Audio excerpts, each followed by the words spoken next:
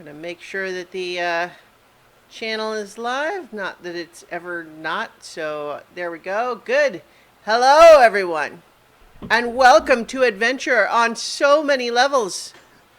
Rime of the Frostmaiden. I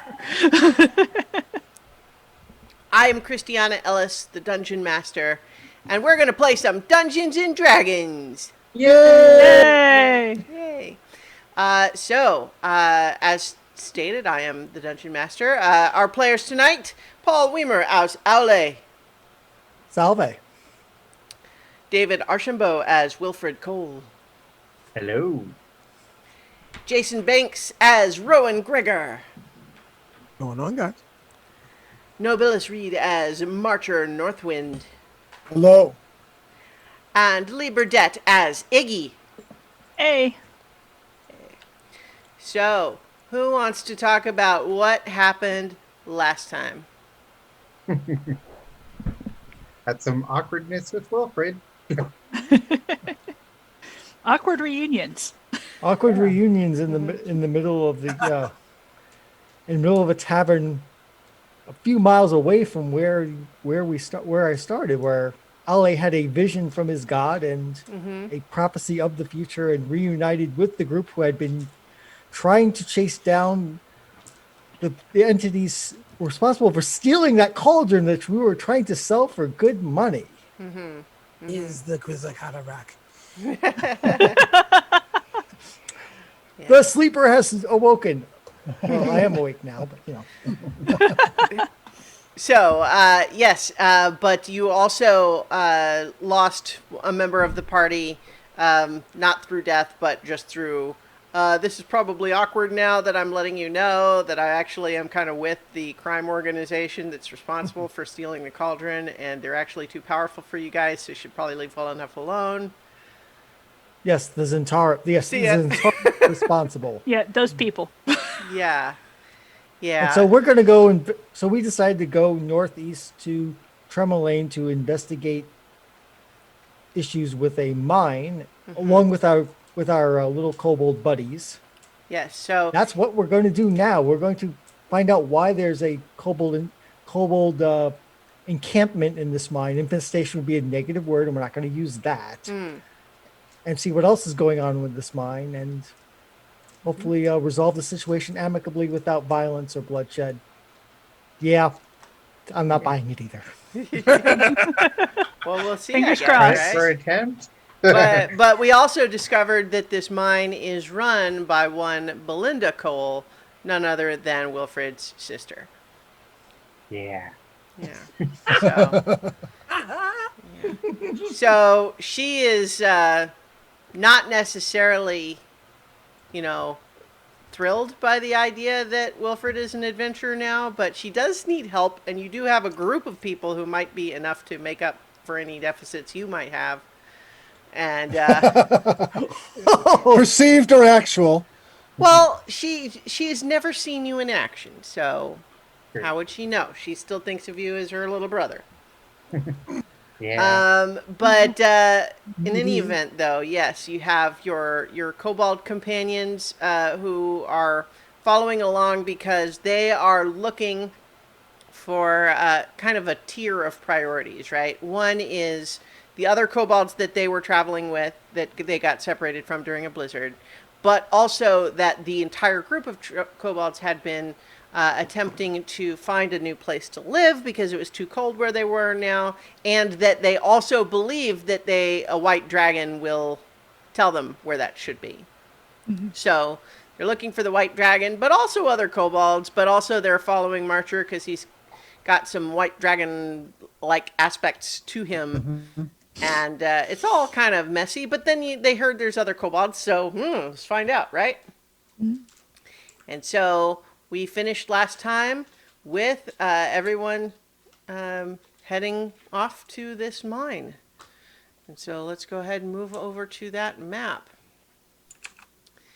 So this mine was easy to follow, easy to find. It was just a relatively short hike away. It's about half an hour from town, but along a clearly marked road. There wasn't really any way to get lost because there's not anything else out there.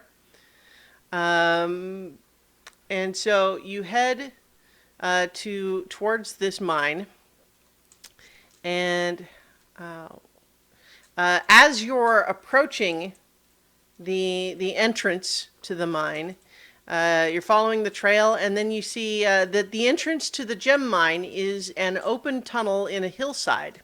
Empty carts are parked near the entrance, next to which a crude wooden sign has been propped up.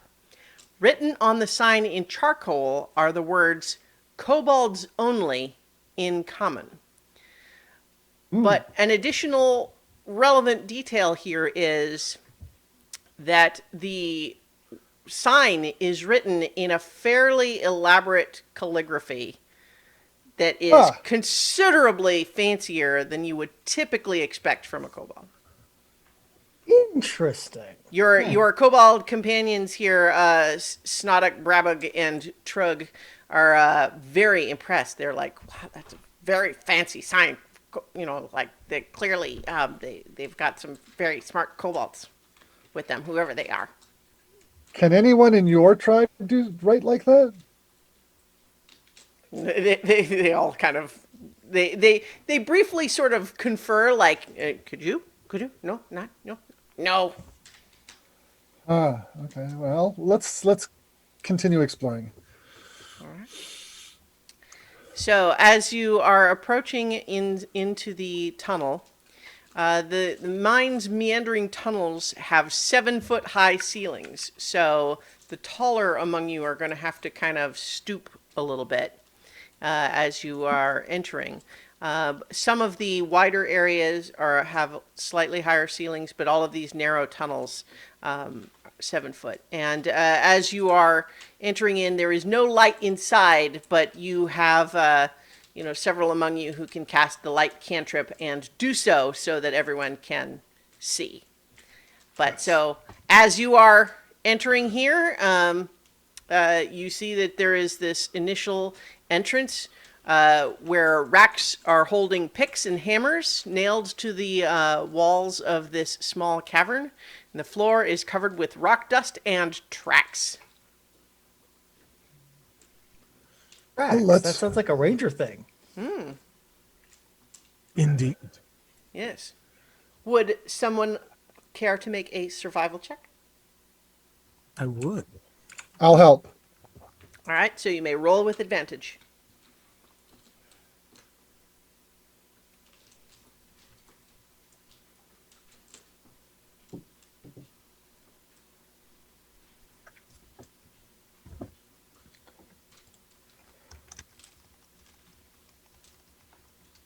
$19. Yes. So you discover that the tracks include reptilian footprints mingled with human tracks, as well as a set of tracks that look like they belong to a pair of giant rodents. So there are tracks that are clearly kobold tracks mixed in with human tracks, but also separately giant rodent tracks. Rodents of unusual size? Yes. I don't think they exist. Well, we'll see, I guess. Would I recognize as maybe like dire rats? Well, there are giant rats, and yes, you would guess that that's probably what it is. So nothing out of the ordinary for a dank hole in the ground. Yeah. So as you are making your way into this cavern and starting to get a sense of what's going on, while Marcher and Rowan are looking at the tracks, I need everyone except Iggy to briefly take your headphones off and silence, and I will wave my hand on the video to indicate when it is safe to resume. But Iggy, as you enter this tunnel, you feel sort of a shudder up your spine and an electrical sort of tingling feeling coming from your sword. And you hear in your mind a voice say, "There is a gem in this mine that is not like the others.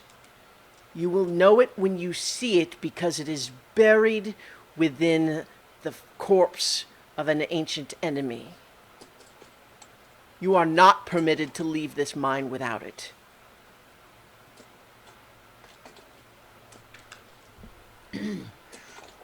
Everyone's good? Okay. That's interesting. Yeah. All right, so I'm waving. Everyone got their sound back on? Yep. All right. Are you, how about you, Nobilis? Gotcha. You got headphones? Waving. Yeah, there we go. I think that worked pretty smoothly. Yeah. Jump with the high sign. All right, so yes, you have discovered these tracks, and you are now at liberty to do what you like about them. You see, of course, that there are 3 exits from this particular tunnel.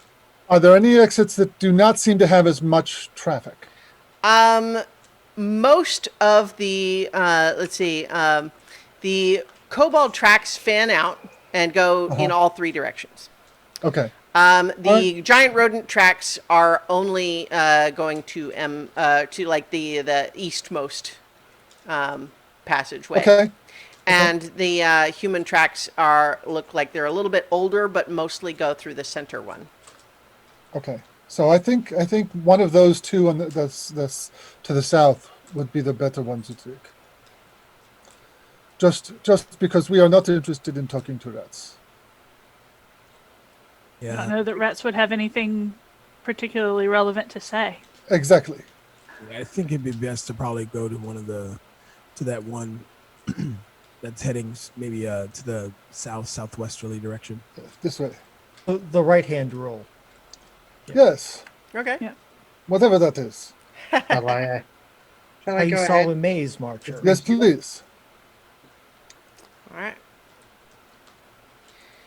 So in your order, obviously you can go wherever you like, but just let me know what you would like me to do with the kobolds, because they're kind of following along, following instructions. I think their tendency would be to stick close to Marcher, but Yep, that's fine. all right. So you're making your way down through that that narrow tunnel, and then as you get around that corner, Wilfred, you see that there is a little bit of a ledge. It is not a high ledge. It's only about, 7 feet, but could be easily climbed in either direction. I can boost people up. Yeah. Well, no, it would be easy to climb either way for anyone. It's not steep, or it's just higher. So as you are moving through and getting closer and looking into the room, this is clearly some kind of a processing room. Benches and tables are set up as workspaces where miners clean any gemstones they find. Gravel and pebbles are strewn on the ground.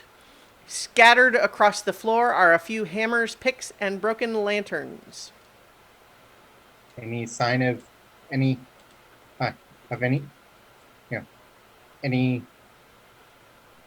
any kobolds or anything, or any other living things? Make a perception check.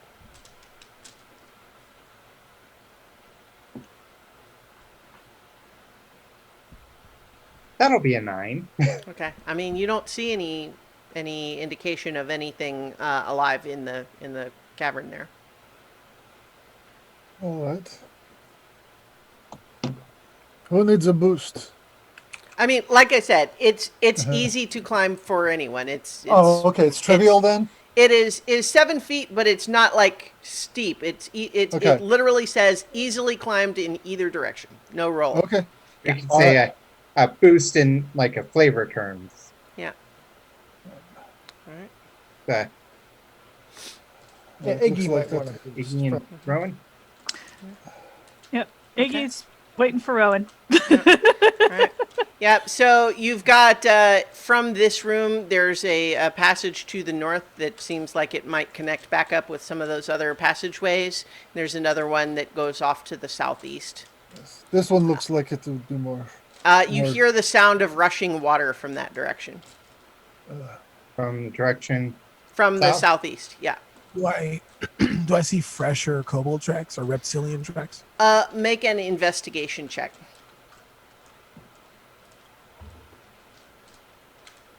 13.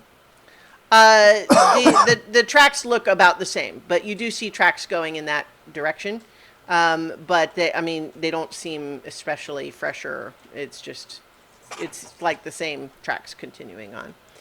Does the water sound like loud, or would it be loud enough to block out sound from deeper in? Yeah, it does sound like once you get further in there, it's going to be very loud. Like right now, it's fine, but you suspect that it is a loud noise that you're just still have some distance from. Let's go this way. Attempt to do so sneakily, even with the noise of the water. Who has the highest passive perception? Minus 14. 13. I mean, so Minus 12. Yeah, 11. Okay, then it's Rowan? me. Oh, okay. So Passive perception. yeah, What'd you say yours was in the bills? 14. Mine's 15. I'm good. okay. okay. Yeah. So Rowan, something does catch your eye as you finish looking for the tracks. Is that you discover that something that looks like it must have gotten knocked off of one of the tables at some point, because it's just sitting amongst some random debris on the floor. But it looks like it's a small carved figurine of a dog carved out of rock. And it has 2 pebble-sized tourmaline stones for eyes. And it's like... It's a pretty good rendering. And it's got the tourmalines in it. It's probably worth maybe about 10 gold. Well, I'll pick it up, and I want to ask Marcher and his kobold gang. Do your people make these? I think the kobolds kind of look at it and just go like, "Why? Do you eat it?" I guess that's a no. Yeah. I mean, and they actually start into an argument about how if you were so hungry that you had to eat rocks, then maybe it would be better if you made the rock look like something you would eat. Yeah. I would expect kobolds to make, if they were going to make a figurine of something, it would probably be a dragon. Yeah, they're not big on art generally. Just as it's not something they're used to. March is going to be going along with his hood down to show his Okay. dragony ridges. Yep. But yeah, so you suspect it was probably one of the miners that carved it, and then it just got left behind when they left, and the kobolds didn't care. All right, so as Marcher and Wilfred head down that additional tunnel, the noise gets louder and louder, and as you turn the corner, you see that wooden planks and struts form a walkway along the wall of a seemingly bottomless vertical shaft. A narrow waterfall cascades down the northeast wall, and the sound of rushing water is loud in the confined space. It is so loud that in that area, you will have to shout to hear each other. Wilfred's gonna kind of get down on hands and knees and kind of creep to the edge to look down, see if there might be anything useful to see. Where are you trying to look? Down. Like peer the into the hole. shaft? Yeah. Okay. Make a perception check.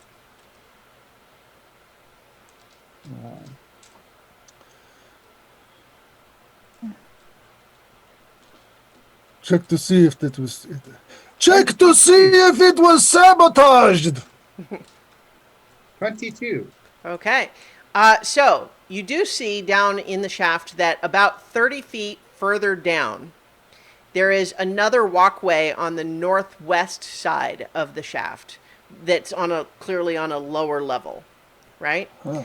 But as you are looking around down there, and especially after hearing Marcher's shouted recommendation, you do discover that there are two kobolds clinging to the underside of the walkway, busily working at the struts with saws. I Wilfred will shout in Draconic to them, saying, "That's not a good idea." They freeze and look around, and they look up to see you there, and they just say, "No, kobolds only. Go away." We have kobold friends that might want to speak to you.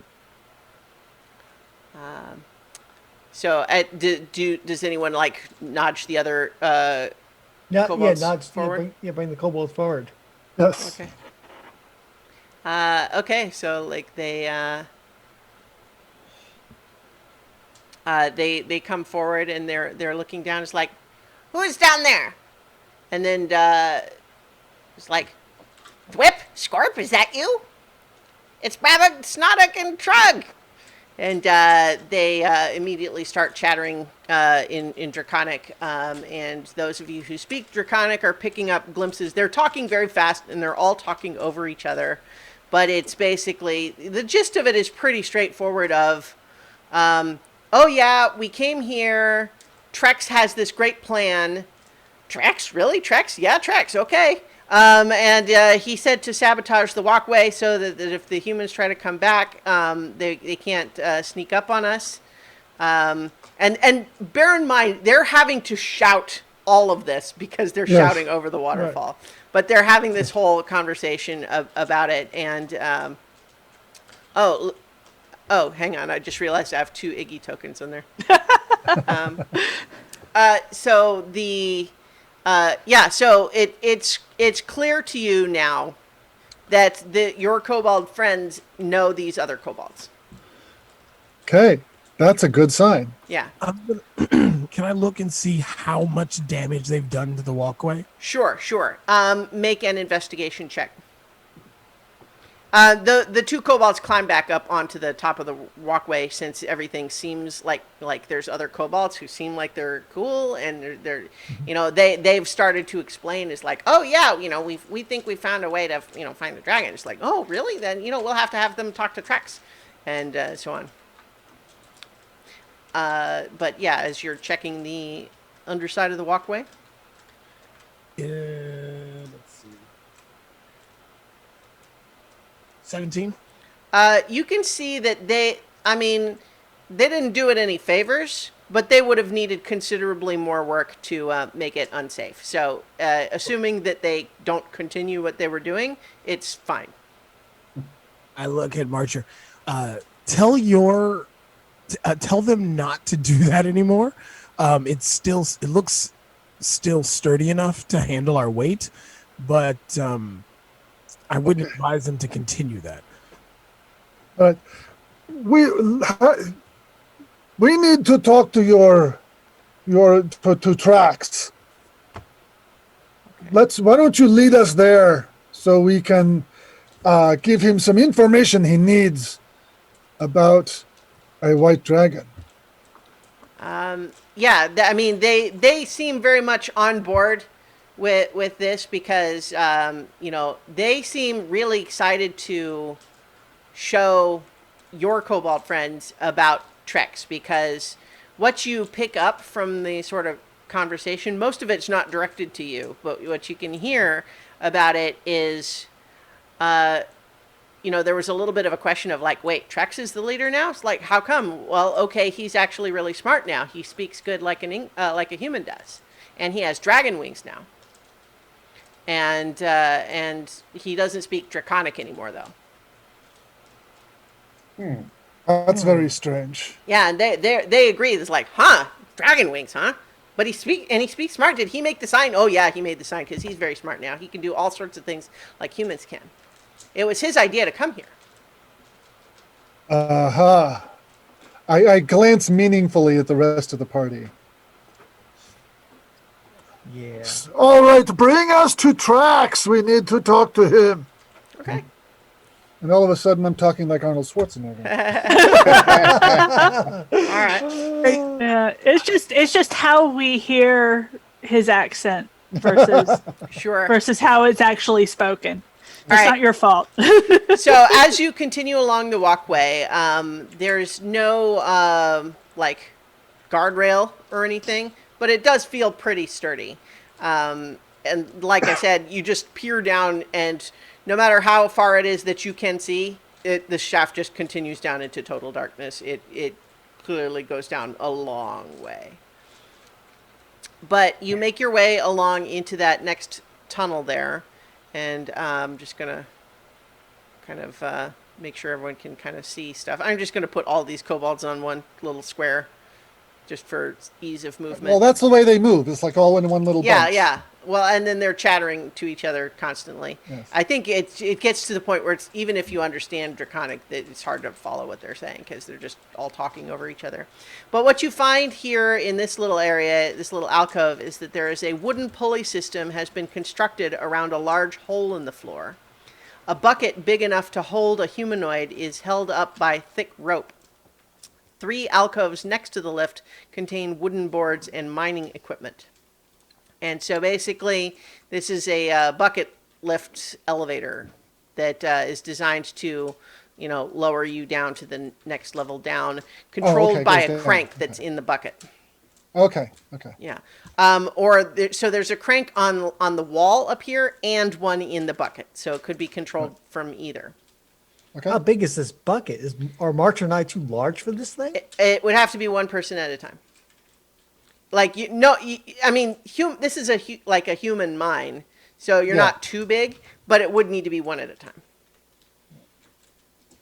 The kobolds could kind of pile 3 of them in there at once, but the rest of you would need to go one at a time. But it's designed for this purpose, so there's no roll required to operate it. Huntley, Okay. Yep. You I will first. go first. Let the paladin lead. Okay. All right. So, let me put you where you go. All right. Bloop. So you, as you set down there, there's the mechanism creaks as the bucket lift descends to the floor of a small cave where 2 dusty tunnels lead in opposite directions, and that's really all you see there at the bottom. Okay. We'll send the kobolds down in the next group. Okay. Bloop. All right. So they're down.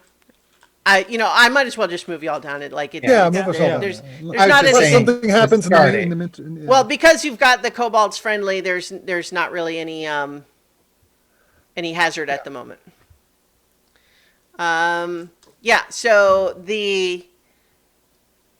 So you all have all descended there, and then the kobolds immediately start going towards this southwest direction. Are you following along with them? Yep. I'm going to take a real quick look up here and Okay. just see what's up there. Sure. So a hole in the west side of this chamber opens into the central shaft, letting in the sound of the waterfall. The floor in the north end of the cave is 5 feet higher than the south end, with a rocky ridge separating them and a slope on either side leading to the top of the ridge. The walls above the ridge gleam with gem deposits. Okay.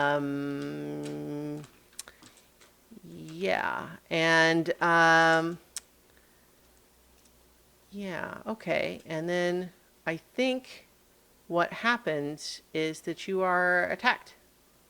So are they leading? So are they going to the southern, and Iggy went to the one off to that looked like going north? Correct. Yeah. I just wanted to take a look and see what was up in this northern bit. It looked a little bit like a cul-de-sac. Right. But Iggy, as you are examining up there, all of a sudden you see strange tentacles descend around you. And a 23 looks like it probably hits you. Yes, it does. So that's going to be 5 piercing damage, and I need a Constitution saving throw. Oh no. To see whether or not I scream. Well, basically. Constitution saving throw. Oh, fun. Oh crap! 6. Yeah, okay, so what that means is you are poisoned for 1 minute, and that means you are paralyzed. So we're gonna roll initiative. I think we can. Well, maybe we can go ahead and roll it for everybody, but like, you know, none of the rest of you, I think, have noticed this happen yet. So Did Iggy tell anyone what she was doing or what they were doing? she kind of just crept off by herself. So I'm sharing a handout with you now. Oh That, no. That doesn't That take looks one- about right. That's just- Oh no. Yeah. So you are. Hang on, let me. It's a brain with tentacles and a beak. Yeah. Otherwise known as a Grell. Ew. Yep. Oh hell, it's a Grell. Yeah. Growl. So it's gonna roll in its own initiative here. Let's do that. All right, get the turn tracker up. Okay, so probably my guess is you guys on this turn tracker don't see anything except the Grell. Just That's see the correct. Grell. All right, so let me get all of you on there. Oops. All right. Oh, I just realized. Let's get some action music on here. So does it mean this is officially your fault for this fight, Iggy? Oh yeah, yeah. All right, and so I'm adding 1 initiative for all the kobolds who are not actually really paying attention because they're chattering amongst themselves and think they're going the other way. So their participation in this will probably be somewhat delayed compared to the rest of you. How loud is this part? Still pretty loud? Well, so there's loud, like the water, like it's not so loud in the tunnel where you are, but you can hear it at a distance. It's louder over where Iggy is. And so you're lucky that you rolled high on initiative, Iggy. But here's the thing: is so it's your turn, but you're paralyzed, which Right. means that at the end of your turn, you can re-roll the Constitution saving throw. Okay. So that's all I can do? That would be the end of your turn. So, let's see. Wait, hang on. Let me double check what the rules are for paralyzed because it might be that you can speak haltingly. I think that's right. Or like And so what I would allow is you to make a check to see if you can make a noise that the others might hear. Okay. Because Nope. If you're paralyzed, you can't move or speak. And so Okay. you can so did you re-roll? I have not re-rolled yet. Go ahead and do that, but that's at the end of your turn. Okay. Yeah, because the spells that I have are all verbal somatic. Mhm. So, Well, you're paralyzed anyway. You can't do Yeah. anything. Yeah. So, So yeah. that'll be that's what it'll have to be. Mm-hmm. Is the end of my turn. I can't move. No, so I'm telling you, there is 0 that you can do until the end of your turn. All you can do is see if you can resist the paralyzed and not be paralyzed for the next round. All right, I got an 8. Oh, Okay. Yeah. So you are still paralyzed. You have not been able to make any noise. Okay. Wilfred, I would guess, you had come down. You're following the kobolds, or oh, would I notice that Iggy's not there? I mean, would you? I mean, it's a narrow tunnel. Rowan is between you. Okay, I would like to point out that all of us are carrying lights, Uh-huh. and we might notice the change in the shift of the lights. Iggy isn't though, because Iggy has Yeah, dark Iggy can vision. see Dark vision. Dark vision. Oh, Like Iggy is the I thought I one of used- you that is not lit up. New rule. More than likely, the only person who potentially would have seen Iggy wander off is me. Yeah, yeah. How about this? I will make a stealth roll for the Grell. And if that is lower than anyone's passive perception, I'll just say you notice. Otherwise, we'll figure out what else needs to happen for that. But so it's good at stealth, though, is the thing.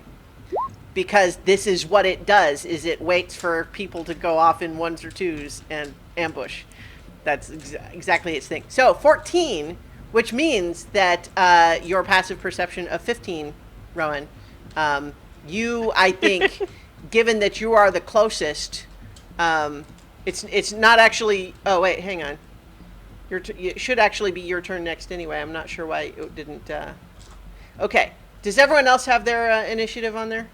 Yep, mine's on there. All right. Hang on, I didn't get the Cobalt's on there. Okay. So Rowan, it is your turn, and I think you maybe noticed Iggy kind of go off to look in the other tunnel, and then shortly thereafter you hear just a little bit of a and what sounds like maybe feet scuffing against the cave. I'm gonna step around here. How about letting the rest of us know? Yeah.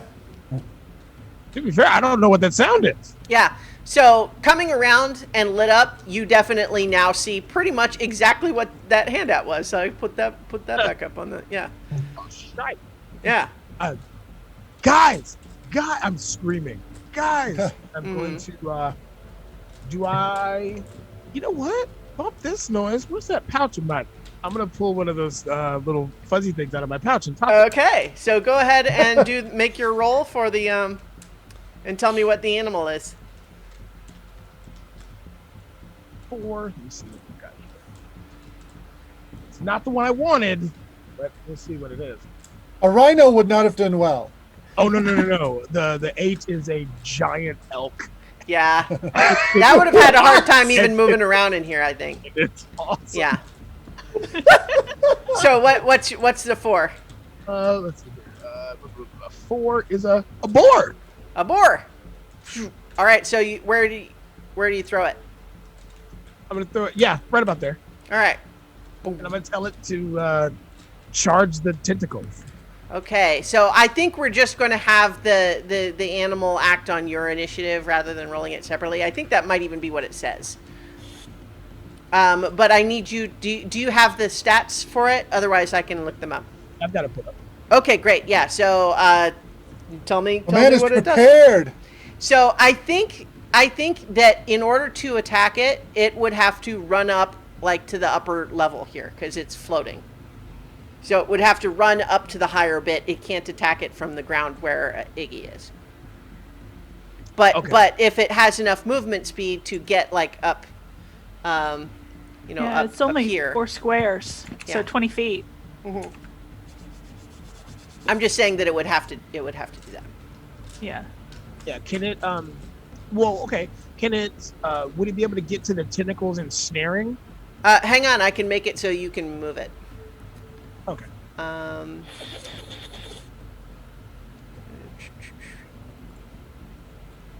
right, you should be able to move it now. Alrighty. Would it now, I know the main body, because the main body's floating, but since it's using tentacles to ambush her, would it be able to hit them instead? Or would it risk really? I mean, because it's floating and it just has these like ropey tentacles hanging down wrapped around Iggy. So I'm not really, it's not obvious how a boar would attack those without just ramming into Iggy. Okay. It has to be a straight line. Darn it.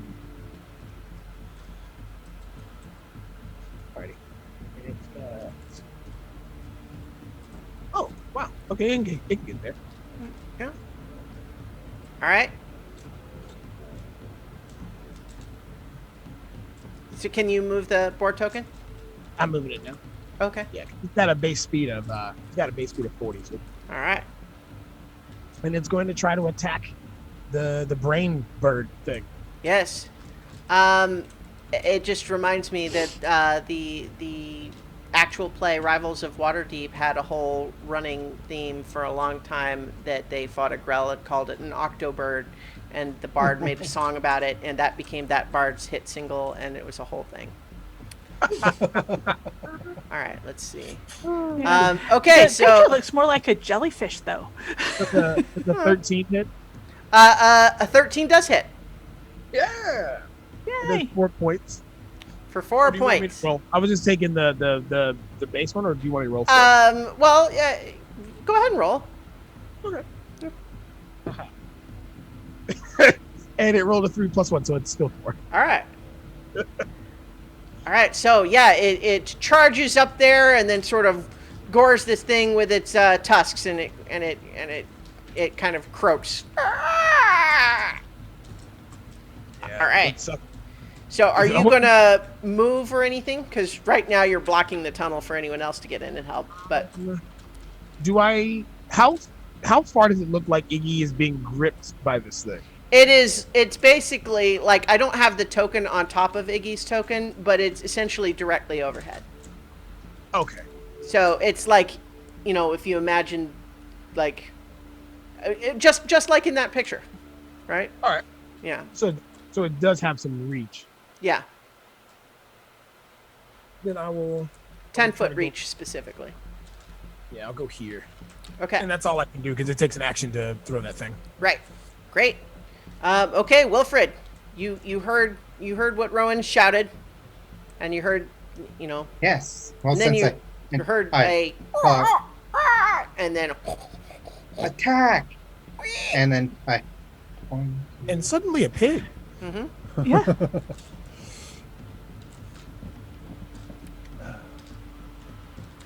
See. Pig that wants to tell you about its D&D character. I can. Could I reach it? Reaching up. Yeah, sure. Okay. So Just I'm gonna barely. Go ahead and Oh boy! Yeah. I would not want to touch that thing. oh well, I have a warhammer. I'm just gonna reach out and touch it in the most kind of ways. Yeah. I'm touching in the most violent of way. Gentle 13. gentle caress. 13 does hit. Yay! Yeah. For 4 damage. Pink. For another 4 damage. All right. Okay. It's got a couple of wounds. It looks like it is very unhappy because it thought it was getting a solitary meal, but then now there's all these other things. It's not what it was hoping for. I think is that the end of your turn? Yeah. Yeah, so I think at this point the kobolds are kind of turning around going, "Huh? What? No, don't go down there. There's nothing over there. And also we lost one of our kobolds down there for some mysterious reason." And well, I did holler attack. Yeah. Like. Yeah, so I think they take up their entire turn they were distracted enough that it has only just occurred to them that something's happening. That's their turn. Marcher, you're next. Hey, I'm going to follow the sounds of battle. Mm-hmm. 10, 20. And in order to get out of the way, I'll hug this wall over here. Mm-hmm. And I will pull out my crossbow and take a shot. No, actually, I'm going to cast a Ray of Frost. Okay. And I got a 14 to hit. Okay, a 14 hits. And the damage is 3 points. All right. And Blink, and its speed is reduced by 10 feet. All right. That could be important. Yeah. I love the fact that we're doing such low amounts. Yeah. All right. So as you finish doing that, now it is the Grell's turn. Wait, what about my turn? Your turn is after the Grell's Grell. got 5. Never mind. Yeah, Yeah. Because I'm dead last. Yeah.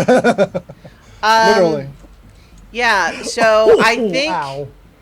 I think the Grell is got Iggy grappled, and I think first it's going to try to drag Iggy away a little bit.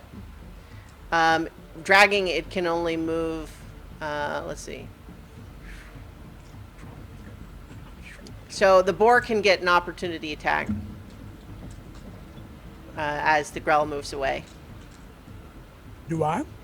No, I'm. It's above, so yeah. But the boar can. Oh, nat 20. Oh yeah. Yeah. Okay. Well, go ahead and roll it. So recall that you can basically just take max damage for the first die and then roll the second one. That would be 7 plus 4. So 11 points. Nice. Well, so is that Slashing. Well, so but what is it? What does it say the die is? D6. Okay, so yeah, don't add the modifier twice. Just it would be 6, 6 plus then the roll and then the modifier just once. Yeah, so 10. 10. All right, that's still pretty good. Yeah. So and that does not dissuade the Grell from thinking it needs to get away from you, and so it does not quite manage to drag Iggy over the edge, but that's clearly what it wants to do. And while it's doing that, it is also going to attack again, Iggy, where it has advantage because it's got you restrained and paralyzed. So, yeah. So, okay. So that's going to be another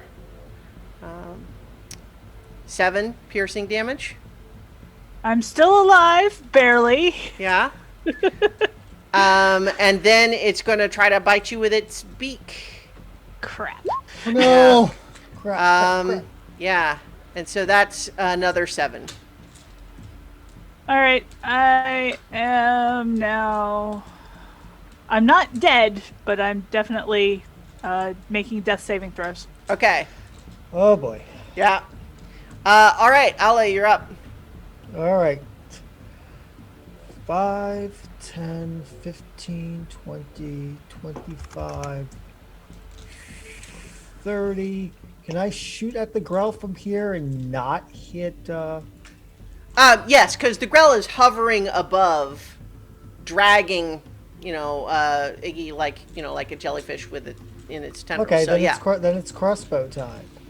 All right. Another option, if depending on your strength, would be to grab Iggy and hold on, and pull back. I mean, yeah, we could try and break. Yeah, the because grapple. it looks like it's trying to flee with Iggy. Okay, Into a I bottomless like pit. that better. Okay, so I'm going to here and I'm going to grab Iggy and try to bring Iggy free.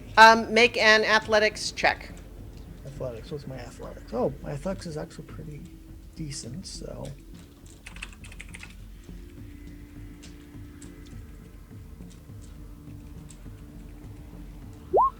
Oh, 10. Yeah, you are not able to pull Iggy free, but you do have hold of them.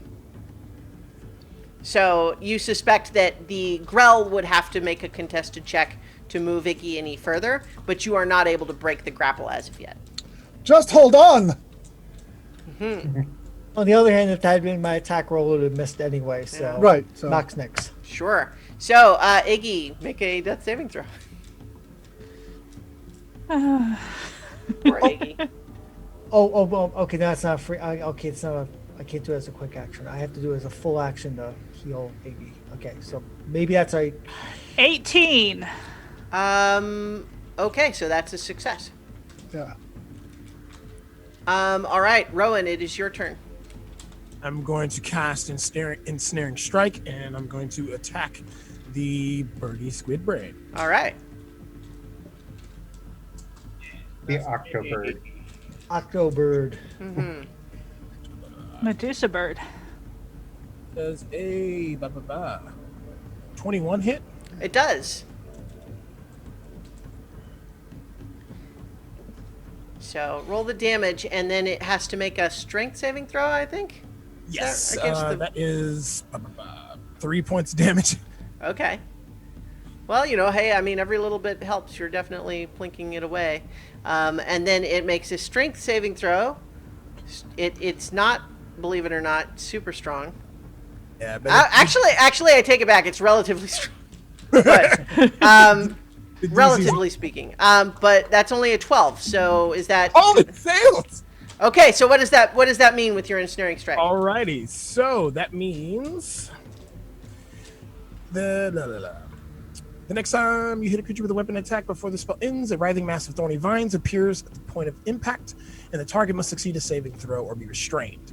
Right. Nice. By the magical vines until the spell ends. A large or larger creature has advantage on this saving throw. If the target succeeds on the save, the vines shrivel away. While restrained by the spell, the target takes a 1d6 piercing damage at the start of each of its turns. Okay. That is clutch, because it is now restrained, and so that also means restrained means all of your attacks on it have advantage while it's restrained.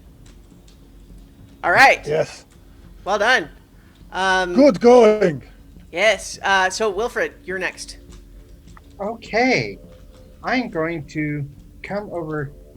Can I come over here and try and Get her free. try and pull her free? Okay. Pull Yeah. her free? So make an athletics check with advantage, because Ole's already helping with that.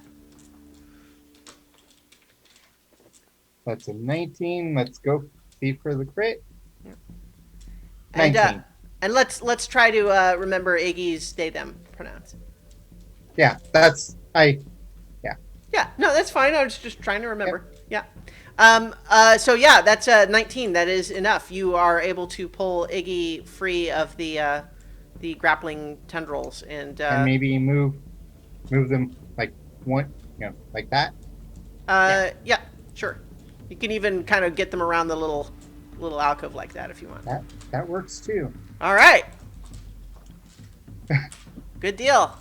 Okay, so now it's the Cobalt's turn, and Actually, I think I will use my action surge okay.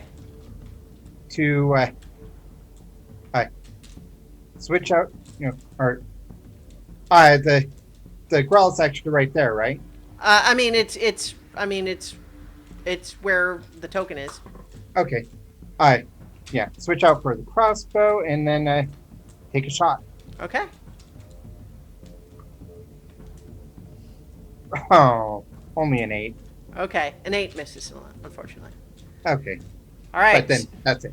Okay, so now it's the Cobalt's turn, and they're coming back around, going like, "Wait, what's going on? Are you guys fighting something? What's happening?" And then I think by the time they get to about there. All right, Marcher. Okay, I'm going over here where I'll get a little bit of altitude by climbing up that ramp there. First, Wilfred, did you make your crossbow attack with advantage? No, I Because did it's not. restrained with the thorny vines. The ensnaring strike spectral thorny vines. That's a crit. There you go. Okay. Oh. Okay.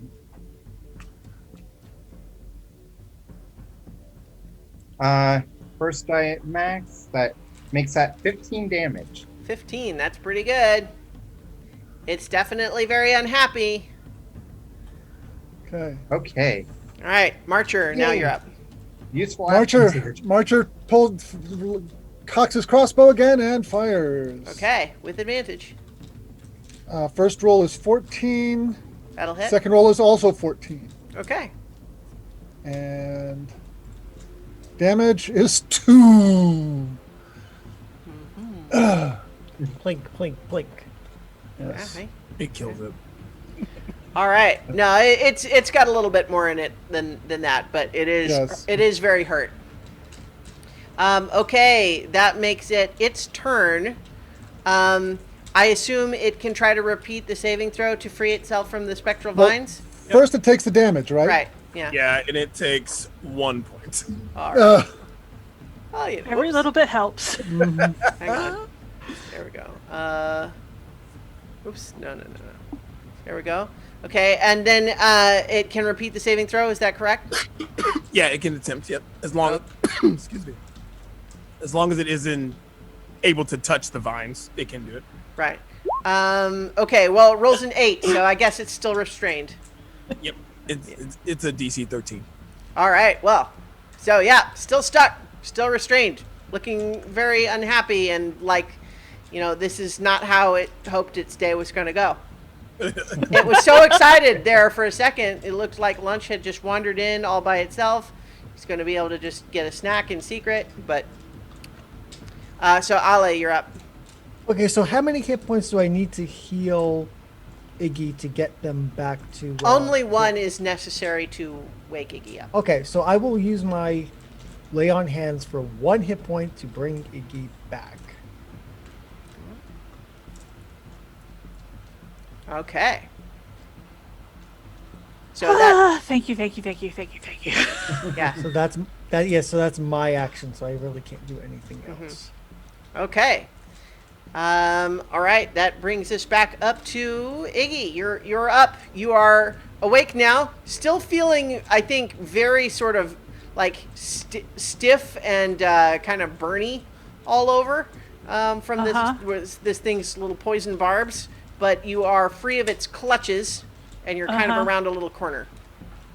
Okay. Stay Is there. Let the others finish it. Okay. I've still got more to treat you with. Stay there. That's what I'm saying. Okay. I really kind of want to fry this thing. I mean, Well, now keep in mind you have like a hex spell. You can get some hit points back if you kill it. Yeah, I'm gonna duck around and cast my Hexblade's curse at it, okay. and but that's all I'm gonna do. I'm gonna stay there the rest of the time. All The right. paladin eye rolls. All right. Hexblade's cursed. Duh. Okay, Rowan, you're next. Let's see. I am going to. Let's see. Is there something else I can do? Yeah. I am going to. Where are they? I'm gonna drop, or I'm gonna drop my longbow and. Well, no. You know what? I'm not gonna do that. It's fine. I'm just gonna shoot it. Okay. With advantage. I don't want to get in that thing's reach. Wait, so the ensnaring strike, it was for a minute, you said, right? So Let's see. I was just trying to make sure it didn't wear off on your turn or something. Duration is for up to 1 minute. Yeah, I was pretty sure that's what you said, so good deal. So roll your attack with advantage. That is a 17. 17 definitely hits.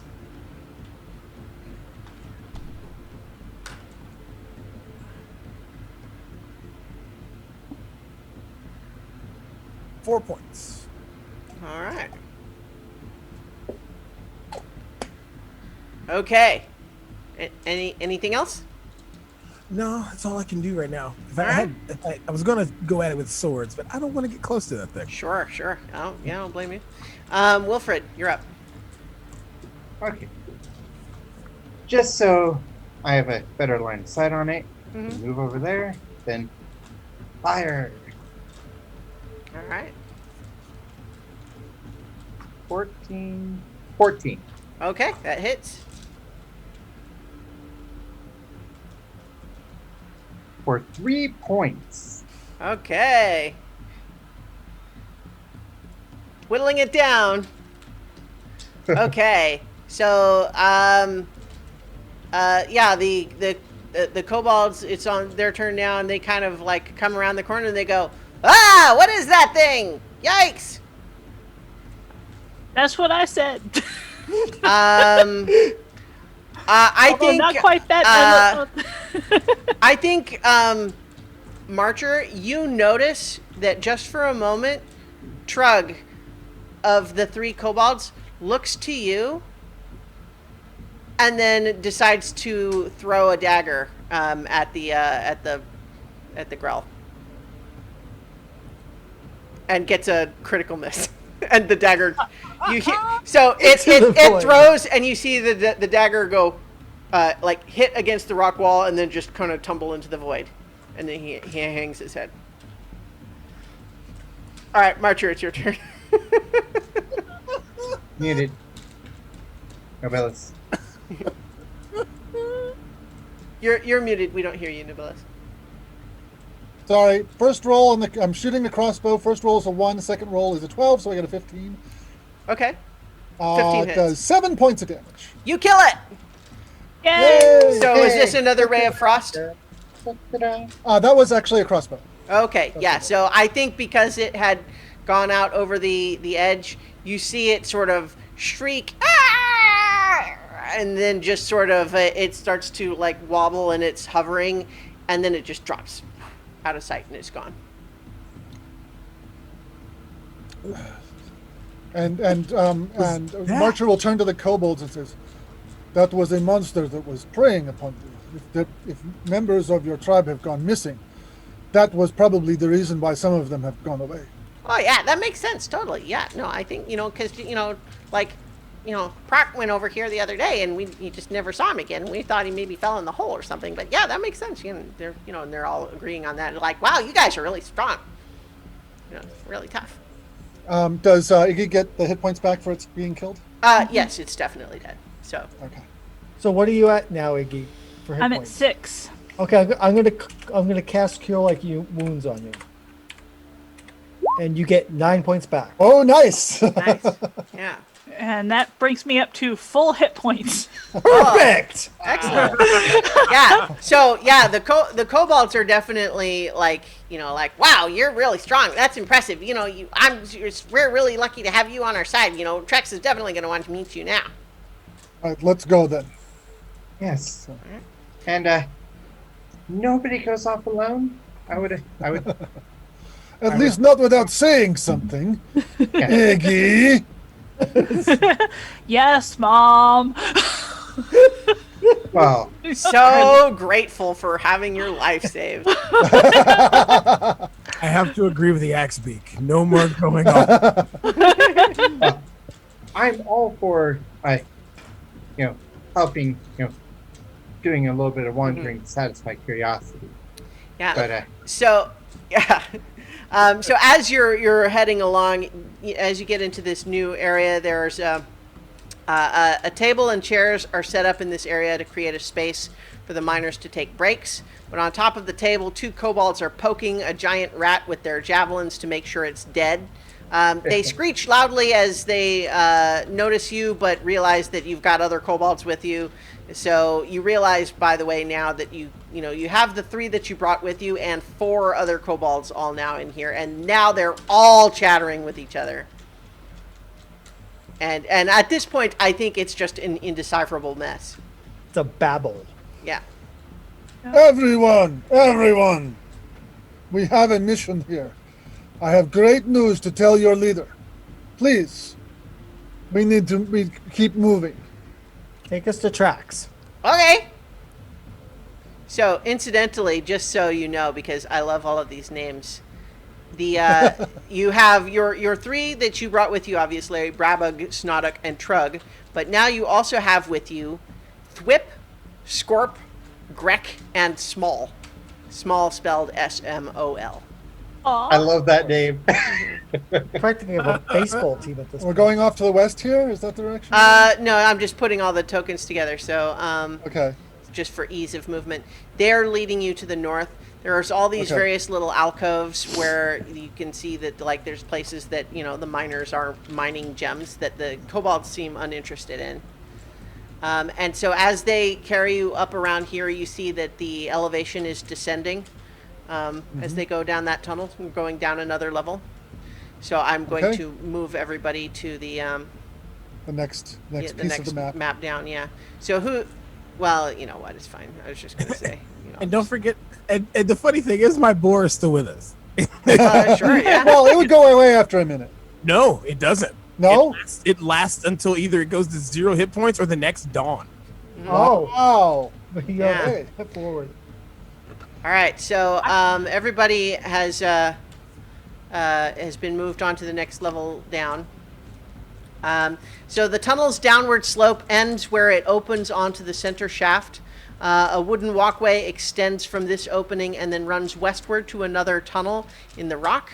In front of you, a large bucket like the one you saw earlier dangles from a taut rope that stretches southward across the shaft and is connected to another wooden platform 15 feet away. Looking down, you continue to see nothing but darkness. There don't seem to be any additional levels further down. It just descends all the way to the Underdark for all you know. Yeah, so you are, that's where you kind of emerge here. But the kobolds are kind of all like, now they've hurried up over here and they're all kind of in the way chattering. And it's like, like I've got all of the tokens in one little square here, but I want to make it clear, like this is now a very crowded kobold filled little tunnel here. Let me just kind of just represent that more accurately.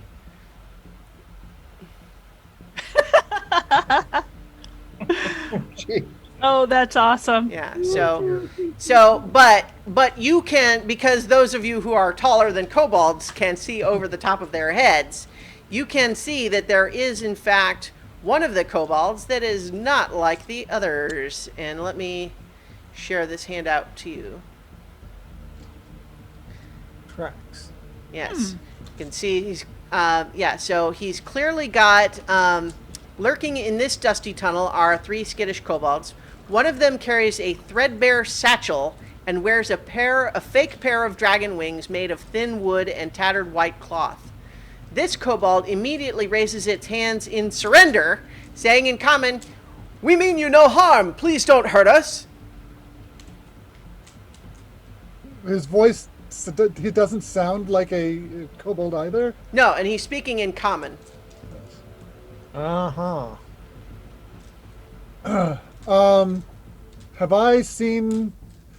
Does he look different from kobolds? It just looks like a. I mean, like a kobold. he looks like a kobold. It's just that he's got this crafted pair of wings on his back, and he's carrying a satchel, which is unlike anything the other kobolds have. Yeah. I'll say in Draconic,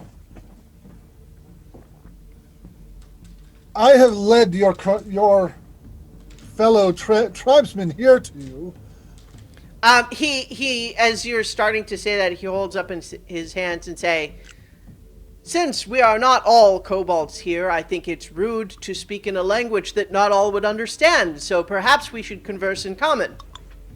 No, that won't be necessary, I say in Draconic, because my friends also speak Draconic, so we're good. And I'm going to glance back. I'm going to glance back at Ale to kind of give him the nod on it. You want to make an insight check to make sure that he catches what I'm throwing here. I think among you guys, it's you guys don't have to make insight checks amongst yourselves for that. Okay. But I think you can make an insight check as to how Trex is reacting to this. Okay. Yeah, I'll do that. I'll do that too. Yes, okay. I got suspicions. Yeah, I mean, I have got suspicions too, and I'm trying to try to make it more obvious to the kobolds around him. Okay. Ale is not the brightest bulb in the bunch. Okay. My insight check. Oh, it was gonna be a 17, but I got a 9. A 9. Yeah, I think that you're not really able to read any particular insight from his body language, but you also realize pretty quickly that one of the other kobolds starts translating, like repeating what you're saying in common, whispering it to him. Okay, all right. That's interesting. But he as he's hearing that, he just says, "Listen, all of this can be made very simple. We mean no harm to anyone. The everlasting winter has made the wilderness unsafe for my kind, and the preternatural cold dulls our wits. Please, we only want a place to stay so we can keep out of this horrible weather. We can work, and we won't cause trouble. Tourmaline would be richer for having us. I see. And so it doesn't matter to you that we have learned the location of a white dragon. All of the other kobolds immediately start whispering amongst themselves, but he's kind of like, there's a moment of hesitation where he just says, that is fascinating, but do you suppose that it would be possible for us to find a place in Tourmaline where we could recuperate after our hard travel? We did find this place, which at least has some warmth and protection from the elements, but no food. I speak up and go, Do you speak Draconic? well, he's not. He's speaking in common. Okay. Yeah. I speak up and go, but I thought your people were in search of the white dragon.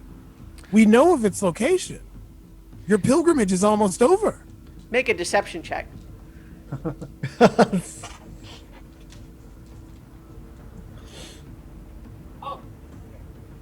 18? Let's see. That's pretty good. Sorry, 17, because I have a negative to that because my charisma sucks. Okay. Hang on. Actually, I have to... You're also kind of calling out from the back of the party over there. Yeah. Yeah. Hey, you guys. Okay. Whoop. Don't eat my boar.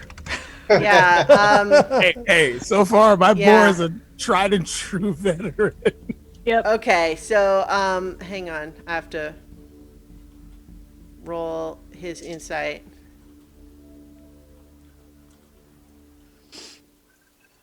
Okay, yeah. So I think that he listens to that, and his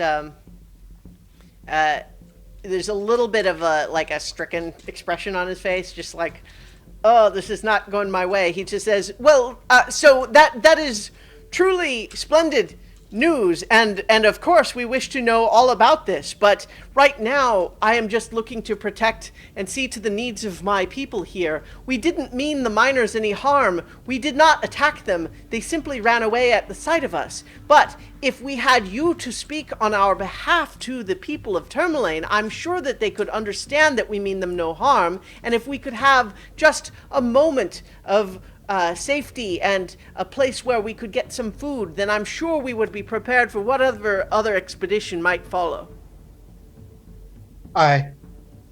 Wilfred will speak up, saying, Marcher gives Wilfred a really stern look at this point.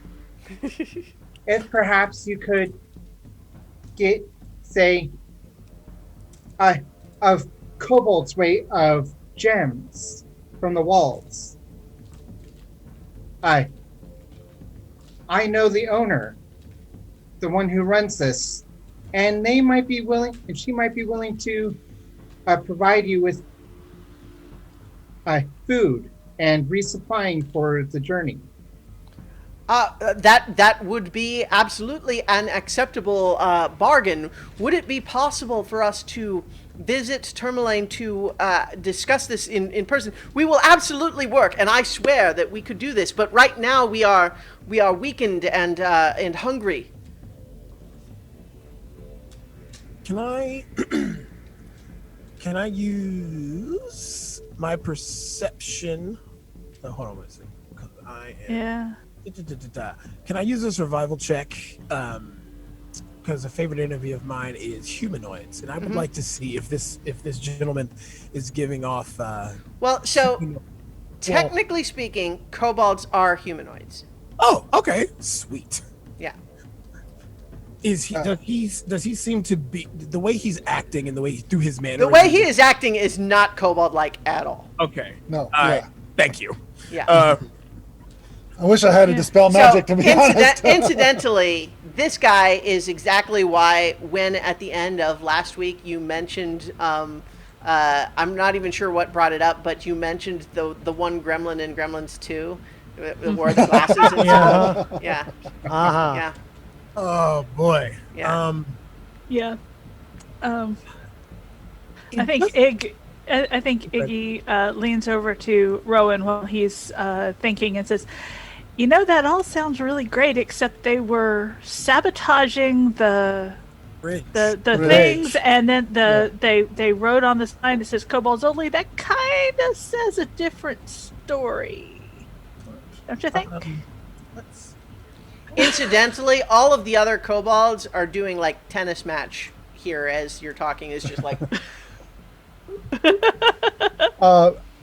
I think we need to confer amongst ourselves of course, before we decide on a course of action.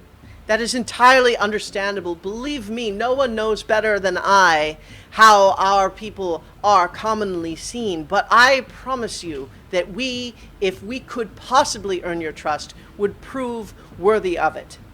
And we are hard workers. Okay, we're gonna move back up the passageway. All right.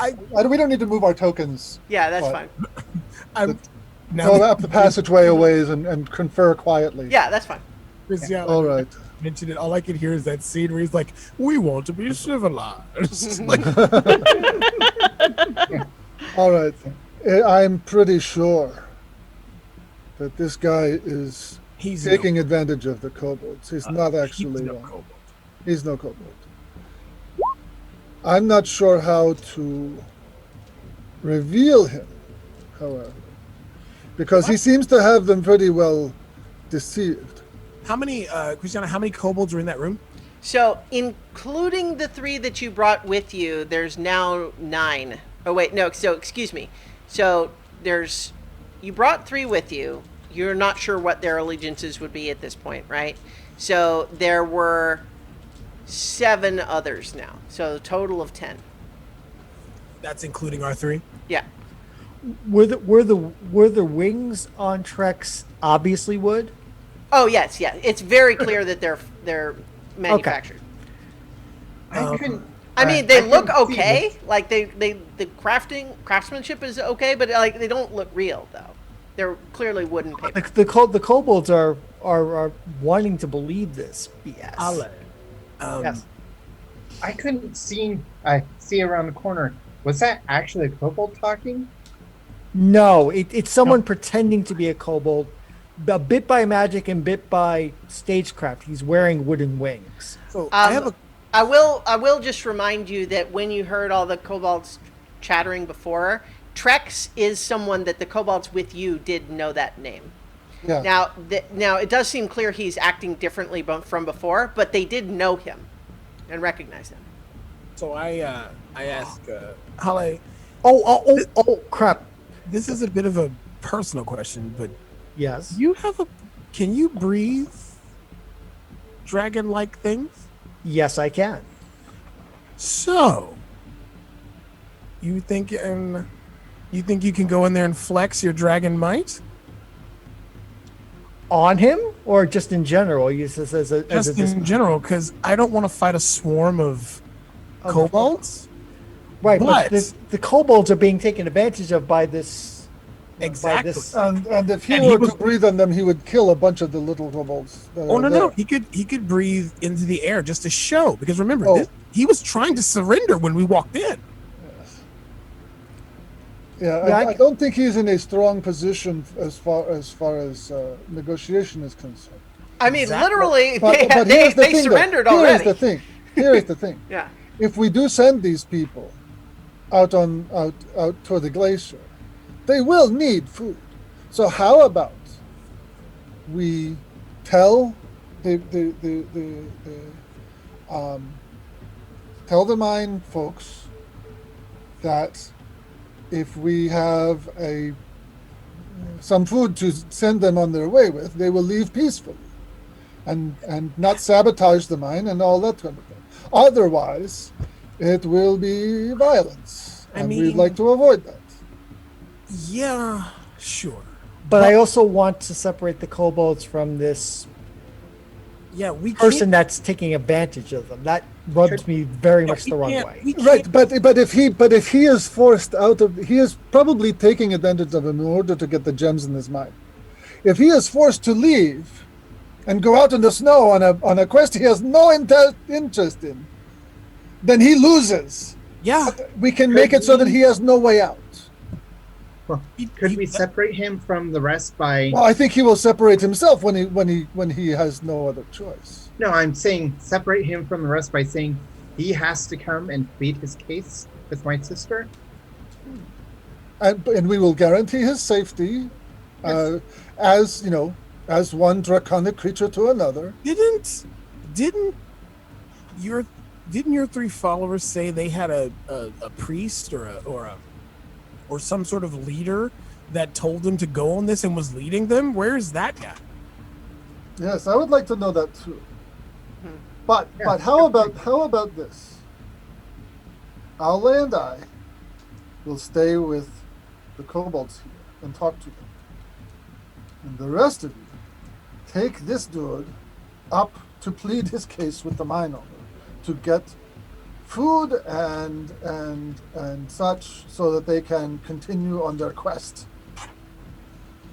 And that way, if he is not what he is purporting to be, he will be in a position to say, you know what, to hell with those kobolds. I'm going to do something else and sneak off or something.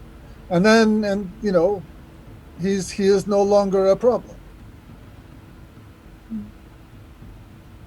Separate him from the kobolds so that Ali and I can talk to them. Okay. I like that idea. Actually, I'd like to hang out a little. I'd like to hang out too. And just. Well, I'm a little worried about what he might pull on the way out.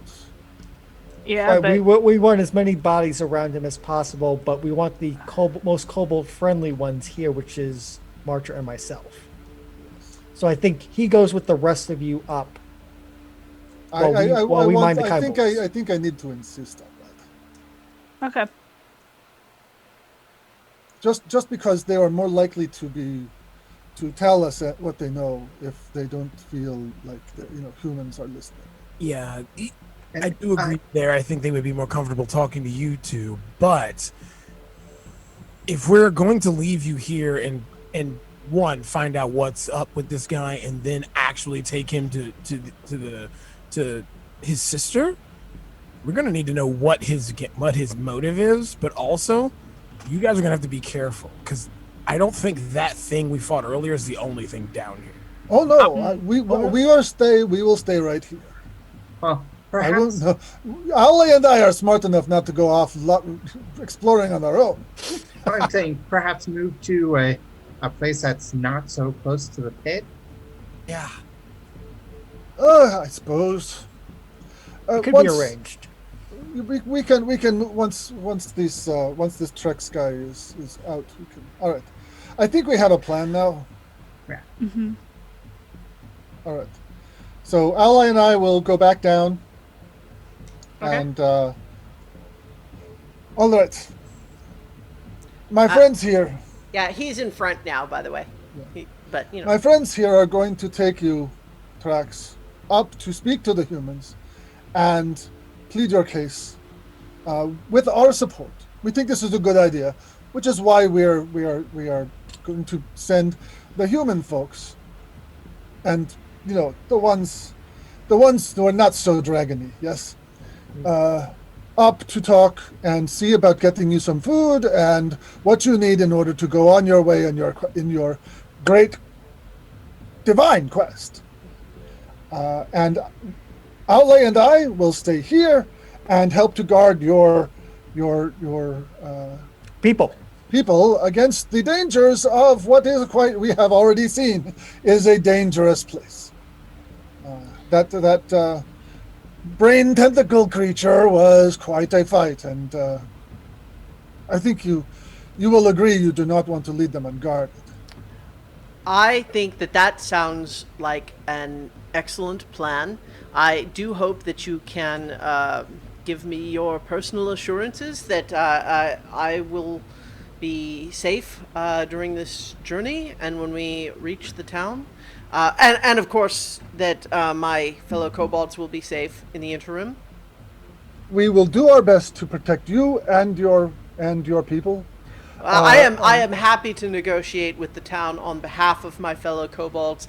To be frank, I think you and I can understand why I am perhaps a better representative to speak and negotiate on our behalf, but than some of my other fellow kobolds would be. But so absolutely, All right. if this is your decision, we are certainly in no position to disagree or even argue. But I wouldn't anyway, because it seems like an excellent strategy. All right. Then Marcher will get out of the way so he can push past and head on up with the other with the Yeah. rest of the So party. before all that, Trex does turn back to the other kobolds and just says, "Fear not, and though I know it is not generally in our nature, please be patient. I shall go to the town with these others and negotiate for supplies and food for all of us. And then soon we'll go find that white dragon!" And everyone, all the other kobolds cheer. Okay. All right, so All right. So So once he comes and he's out of earshot of we're out of earshot of the guys of the other kobolds. I just look at him. well, so Trex is going with everybody except Marcher and Ale. Yeah. Is that the Yeah. plan? Okay, so let me just move. You yes, guys we up are to that. dividing the party. Yes. Eh, I just move you all up to that. At least this is less of a,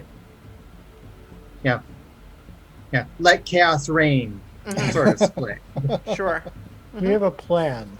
Yeah. Yes. All right. Oh, God help us all. All right. Once we're out of earshot of the other kobolds, I look at him and go, "Cut the crap. Who are you?" Well, I don't know what you mean. I am a man of this land, and you are not acting like a kobold. Well, I think that's a little unfair to suppose that all kobolds act the same. And do all kobolds craft fake wings? No, but those who are touched by a vision of the white dragon, so as to be, You do realize we've got 2 dragon kin with us, correct?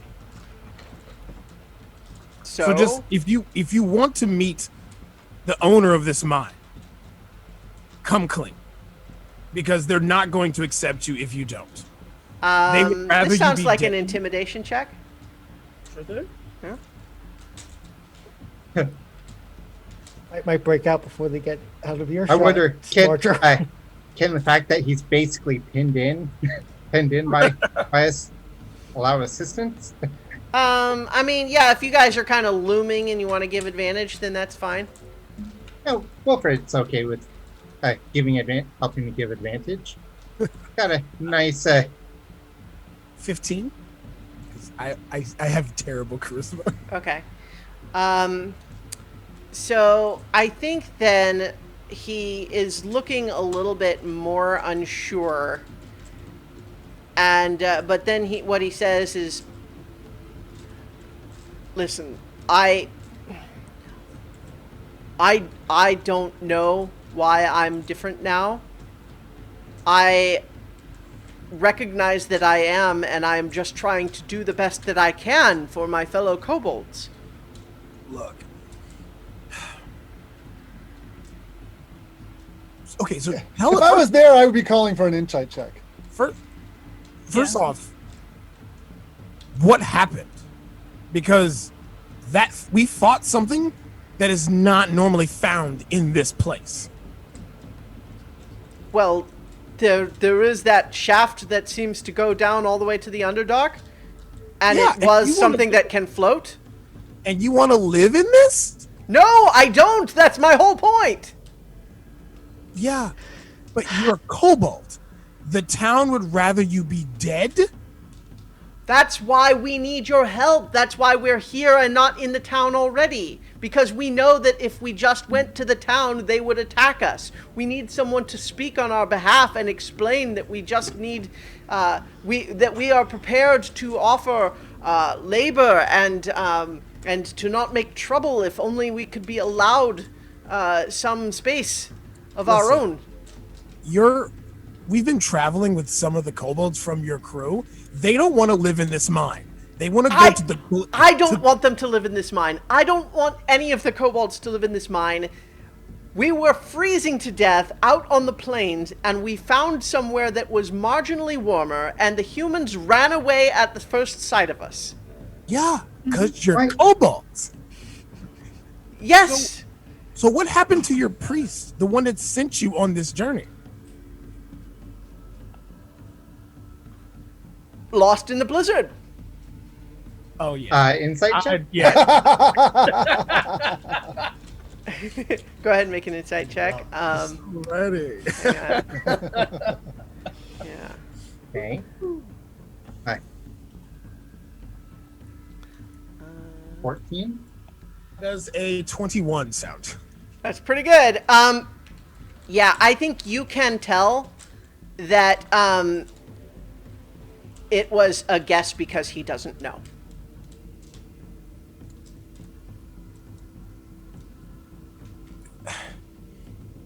You're not being honest. Sounds like you're just making this up as you go along because you just want whatever happened to your priest not to happen to you. Well, I feel like I'm being very straightforward about what I want to have happen to me. Are you? Yes. So you're willing to risk your own life to beg to be taken care of by a village of people who would rather see you dead? As compared to staying in a mine with no food or freezing to death in a snowy wasteland, yes. So what would happen if we decided to go back and tell your fellow kobolds that you no longer believe in the great white dragon? Well, I don't know that they would believe you or that it would necessarily matter. Between you and me, like, they're not hard to manipulate. Oh, so you're manipulating them. I could tell them that to their faces and it wouldn't matter. I think if our two buddies have anything to say about it, they would absolutely believe them over you. Tell me what it is that I could possibly say to persuade you that I am negotiating in their best interest.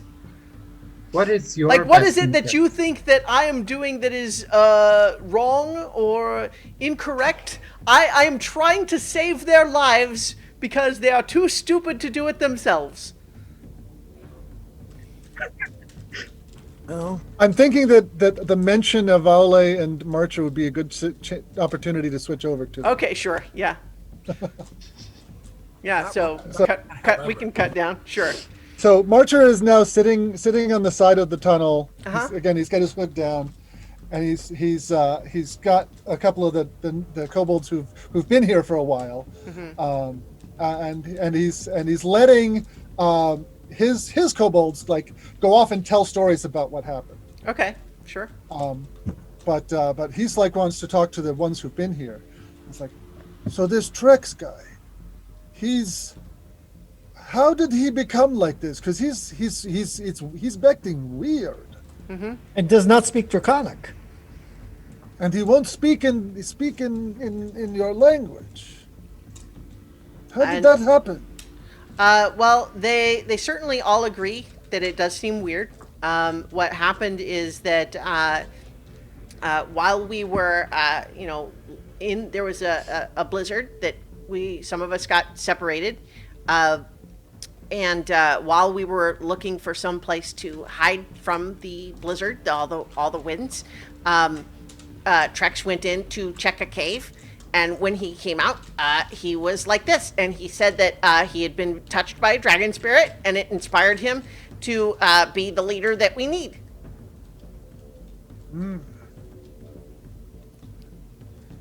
Okay, that's an interesting event. It doesn't sound completely impossible to me, especially since it happened in a cave. So what happened? That's where he got his satchel too. Aha. And what and I don't remember, but I'm sure Marcher does, the name of the previous leader of the tribe? I don't think we had ever established it. Okay. And what happened to the fellow who had taken you out on this quest in the first place? When we got separated during the blizzard, we never found them again. So he could still be out there. Oh wait, maybe. Oh. Well, all right. Well, if you had a choice, would you rather stay here, work in this mine, digging the gems from the walls, and get food? Or would you rather go get some food and just go out into the snow to find your dragon? Go to the glacier. To the glacier. Which would you rather do? And I'll point to one of the kobolds. Yeah. What do you think? I think when you single him out, he suddenly just gets wide-eyed and looks terrified. No, there's no wrong answer. I want to know what you think. I mean, Do any of you think that one would be better than the so other? as soon as you say any of you again, they immediately all start chattering as a group again. But what you're getting is that they're really kind of like the reason they were looking for a dragon, because a dragon would be cool. They would like to worship a dragon, but the whole idea was that the dragon was supposed to show them a place to live where they could be safe. So if this is a place where they could live and be safe and get food, maybe the dragon's a metaphor, or maybe we found it already, and the dragon. And the dragon was Trex. our friends we met along the way. No, well, if the dragon touched Trex and Trex led them here, and here's the safe place, then maybe that's what the vision was about. Okay. All right. Okay, that's all I wanted to know from these people, so we can go Okay. back to the other conversation. Sure. Yep. Yeah. All right. So yeah, that was happening during this previous bit. So Trex is up here and just saying, In a meta sense, I am fine with with the idea that the kobolds will work them on. So. sure. Yeah. So I think back up here, Trex is just saying, listen, I understand I'm not like other kobolds that you've met, and that makes you suspicious. But please, all I am asking for is that you allow me to negotiate for their safety on their behalf in a way that they would be unable to do for themselves. And I don't know what I can do to persuade you to trust me in this. I will tell you two of the things that are giving us a hard time believing that you are being forthright. The first one is the sign, and the second one is the sabotage. That is not showing good faith. Especially when I understand how that comes across, but your let me... compatriot said that you told them to do so. I did. And let me explain exactly our rationale. How could I have known that non-kobolds, who are nonetheless friendly to kobolds, would show up and offer to escort us to the town? I thought that I would have to bargain with the human miners and negotiate and say, if you want us to leave the mine, you have to give us something else. I thought we were going to have to drive a hard bargain. Have you never heard of the word adventurers? Like, you literally thought you could hold this mine hostage? It was working so far. Yeah, and then they sent us. I am not trying to claim that that was the best plan in all of existence. I'm saying we were working with what we had, and now that you are here, we immediately surrendered, and I'm trying to negotiate something better. I'm not trying to tell you we must keep the mine. I'm trying for help. Guys. Let's I think you're keep going around in circles, and while it may feel like the right thing to do to continue the conversation, from a play standpoint, I don't think you're getting anywhere. Yeah. And while this Just talking is going on, Wolfer is looking at the wings and all the stuff uh, uh, he has on, is there anything odd about it? Like, Well, I guess what do you mean when you say odd? like uh, anything that might be, uh, I was saying like, do they move in odd in something unusual? No, like the wings seem really straightforward. Like they're unusual. They're meant, like he clearly made them from materials, right? Like so they don't look real. They're clearly just wood and paper, construction on that he's wearing on his back, right? So there's nothing about that looks any different than the obvious. Like it's weird that he made wings, but the wings themselves seem exactly what they would appear to be, which is paper and wood manufactured wings. But the satchel likewise does not look like it's not a satchel. It's definitely a satchel, but it also does not look like the satchel that a kobold would have. It certainly stands out. None of the other kobolds had anything remotely like it. These wings and that and everything else you have on, they seem rather unique for a kobold. I mean, the wings were a bit of an artifice, obviously. With the kobolds tend to be a little bit easily distracted, and so I needed something to get them to focus on me a little bit more and listen to what I had to say, so that I could help them. And the satchel? I mean, the satchel. I just found the satchel. I like it. Does it have anything in? Do you have much in there? Well, it's just he looks a little bit hesitant to show it, but then eventually does open it up, and it's just samples, clumps of moss and lichen and shrubbery. They were in it to begin with, but I just like it. Is there any I look at Iggy. materials that are odd but familiar to us in there, like that? I ask you, Iggy. Really cast spells. Are those magical components? Maybe. You guys can make an Arcana or a Nature check if you want to try to get a sense of what they are. I can do Arcana. Yep, I can do Arcana too, but I only got a 10. Okay. I mean, they look like clumps of moss that someone pulled off the ground and put in a satchel. Yeah. So, like, I mean... Yeah. 15 Yeah. for nature. I mean, they look like clumps of moss. That you don't Okay. recognize them as any kind of specific moss that's used for certain specific things. They look Yeah. like various samples of various kinds of, lichens and shrubs, Okay. plant Yeah. samples. Let's... Some of them look pretty old, actually, like they've been in there Yeah. for a long time. Like Yeah. dried out. Yeah. So I think Ig's gonna suggest, well, obviously something happened to inspire you to develop this way. And of course we can't fault you for trying to take care of your tribesmen. So let's go ahead and get this show on the road, and we'll see. We'll see what happens when you talk to the mine's owner.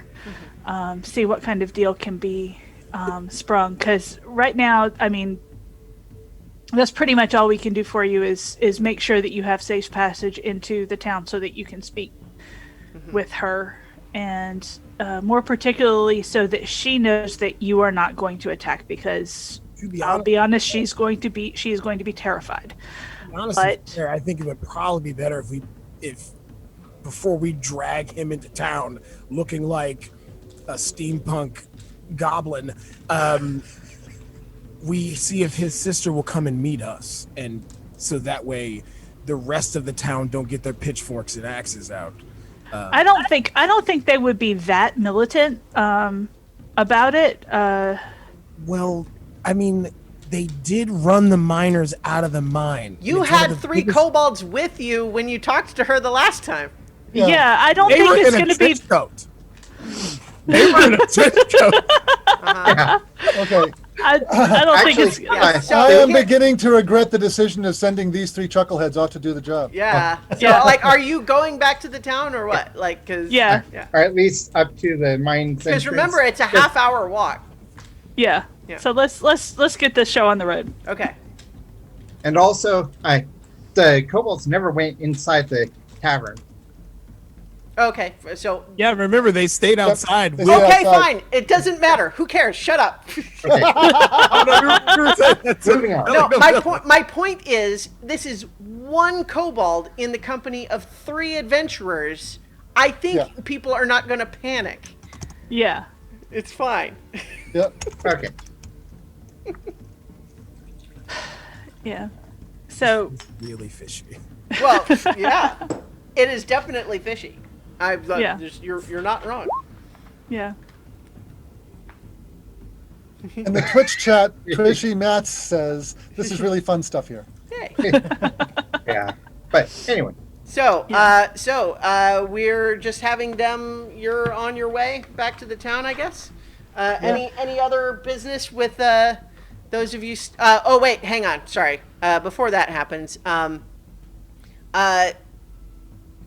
Iggy, as you're making your way back up Well, to the hold upper on, level- hold on, okay. because I do want to have a conversation with Trex before we get to the mine entrance. Okay, well then do that instead of Yeah. saying, okay, now you're heading out to the town. So yeah. Yeah. So I'll pull Trex to So when back when and would let the this other be? guys go forward a little bit. Okay. Well, so like what? All right. Whatever. Sure. Yeah. Okay. Okay. All right. So how deep have you guys explored in this mine? Well, it doesn't go any deeper than the level that you found us on. You'd have to climb down the shaft to go any further down. Okay. Okay. Have you found any really ancient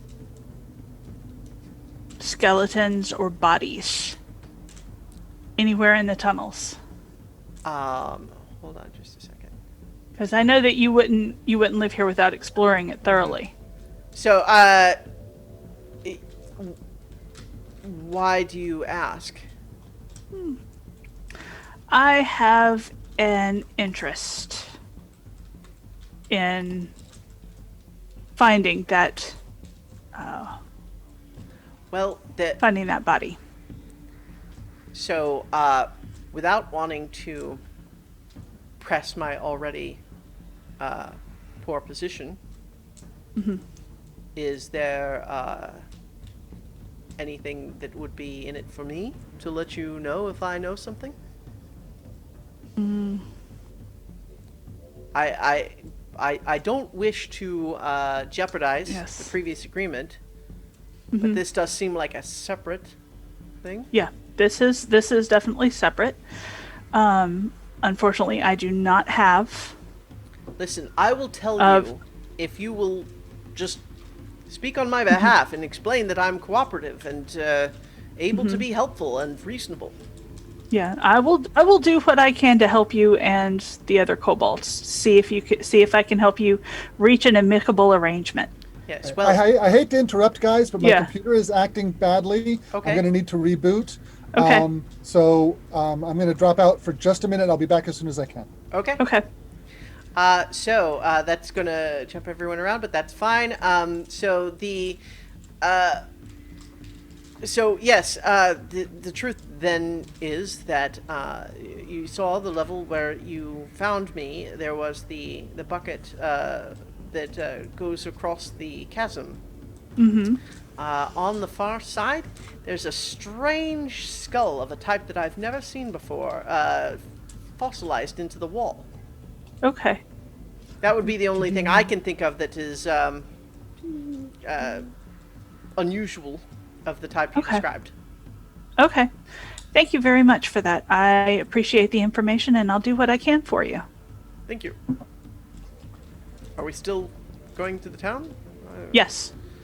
I think what makes sense is that maybe that you did that while Rowan and Wilfred were going up in the bucket lift. Mm-hmm. All right. So, so what now? As the bucket's coming back down for you. I'll go ahead and send him up first, and I'll follow up last. All right. Okay. And then get everybody's names back on here.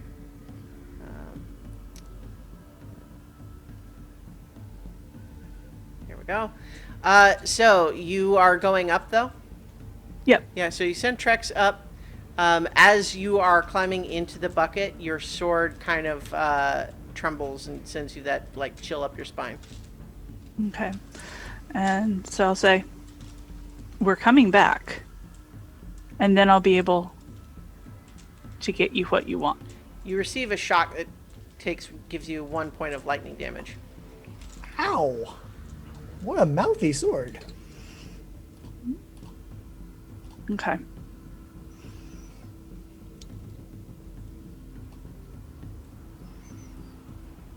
Okay, I will go up the bucket and we'll see what happens. All right.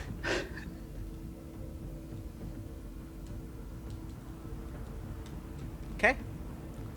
And you're following everyone else? Yep. All right.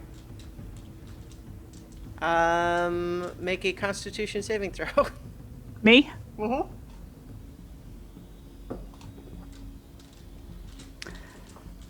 15. You take 3 more lightning damage. Okay. All right, guys. Sorry about this.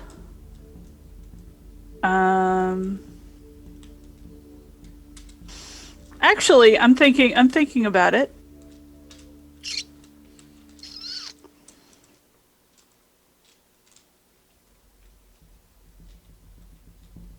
Because I told him that I would put in a good word for him. I can do that.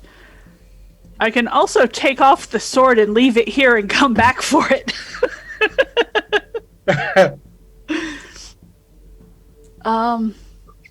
Okay, so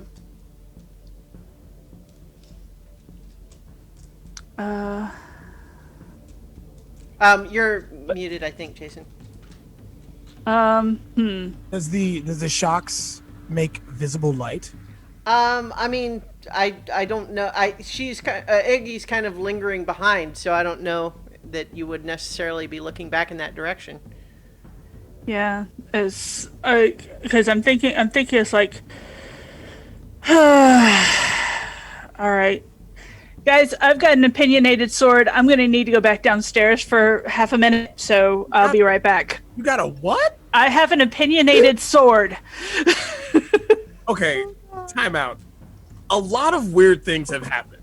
The kobolds in a trench coat, Mr. I've made wings, and now your sword has an opinion?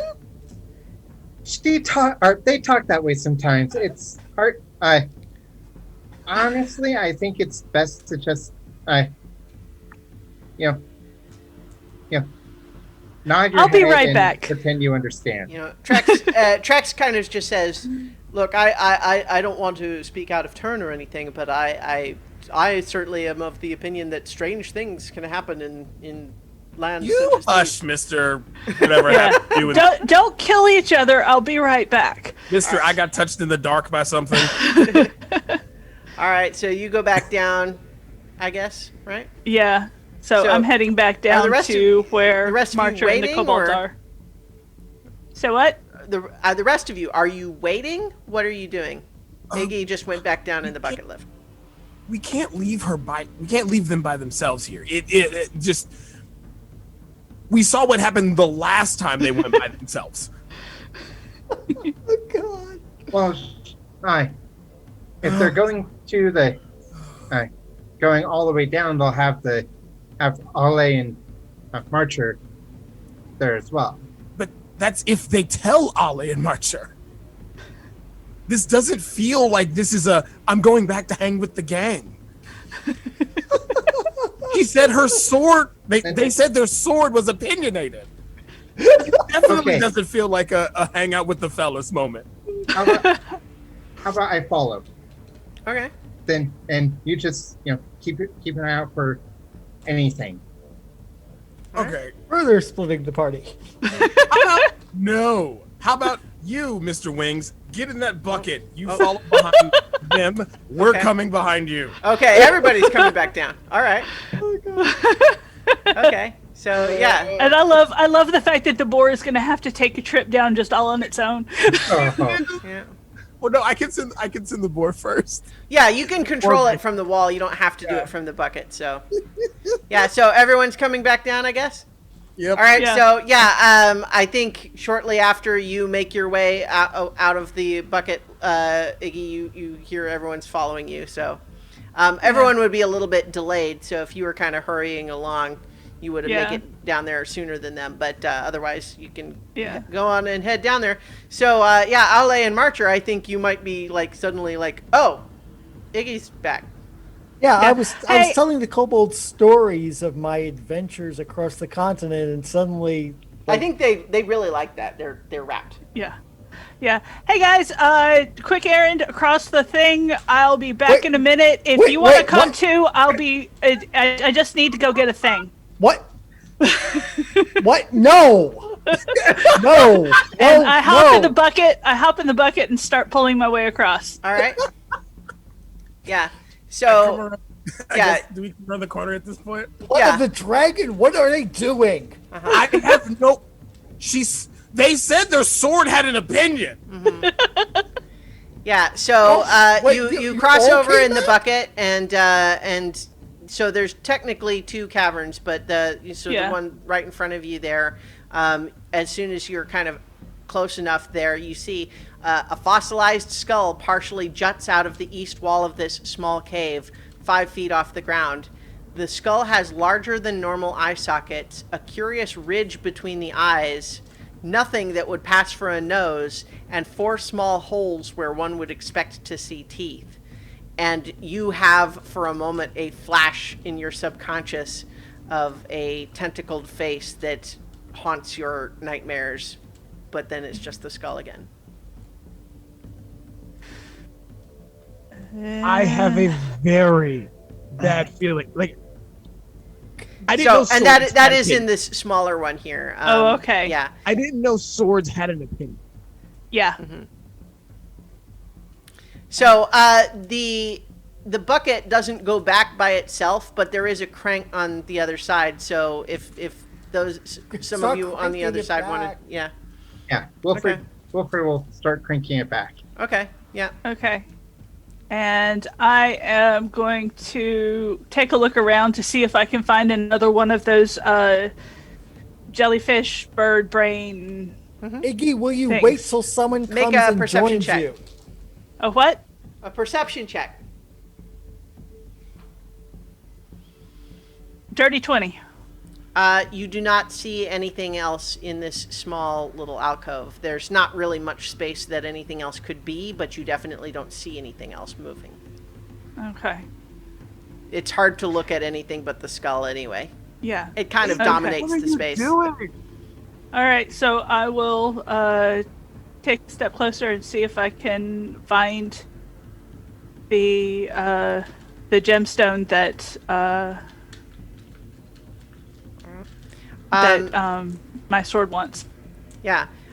So what you can you remember that it would you were told to look underneath. Mm-hmm. But it's embedded in the wall. Can we see into the small space or have they? I think it's just it's going to be sort of just at the edge of your light. No, I think you could probably see it. You probably can't see the skull very well because Iggy's blocking it, but you can see Iggy across this shaft. Okay. Can Wilfred have gotten doing? by it? Yeah, Gone so through? I think maybe about this Wilfred's making his way over. I think do you look down as you're crossing this this bottomless shaft in a little bucket? just a glance. All right, yeah. Yeah. All right, so yeah, Iggy, yeah, this skull is embedded in the stone like it's a fossil, but you know that you're in the right place, though. Okay. So I'm trying to figure out how to get it. Um, I'm wondering if I cast Arms of Hadar, if I can use tentacles to either dissolve it or move it. But it's a creature and not a thing. I mean, I would So- let you use that to attack the skull. Okay. Yeah, because I'm trying to get behind the skull, right? Yeah. Yeah. So yeah, let me try Arms of Hadar. Okay. Yeah. So as you channel the arcane life force of your sword, and you feel this this alien magic surging up and through you, lashing out as dark tentacles against this skull. The skull just is immediately shattered and disintegrates into dust, and inside is revealed a crystal shard, which looks like this. Well, now.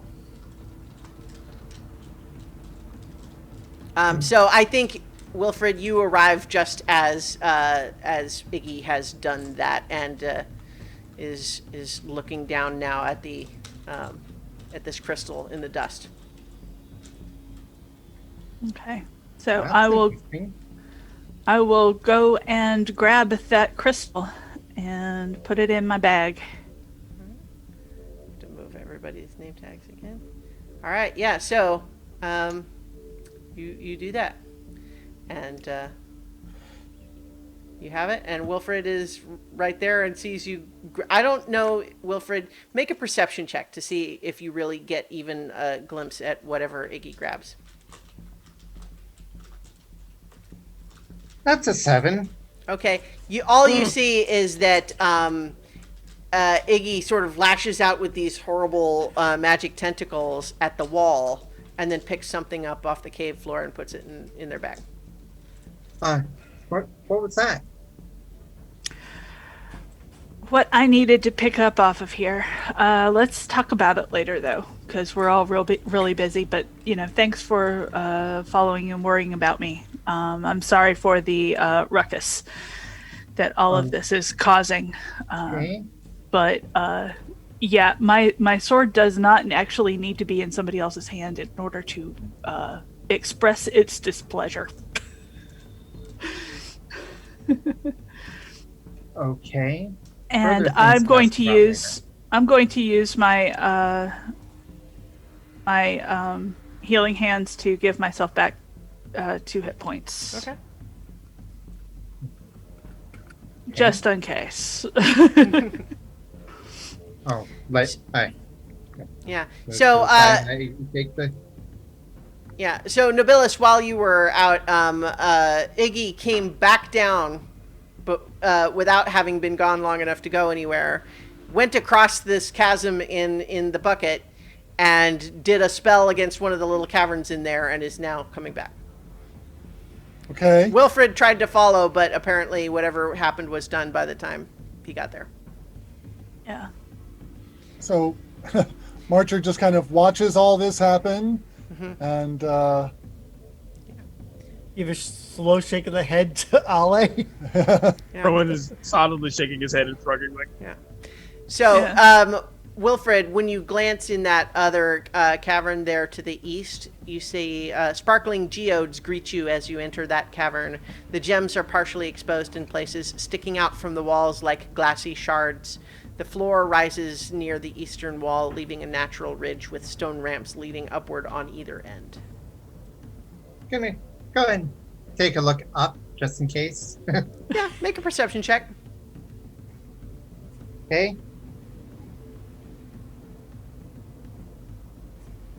Dirty 20.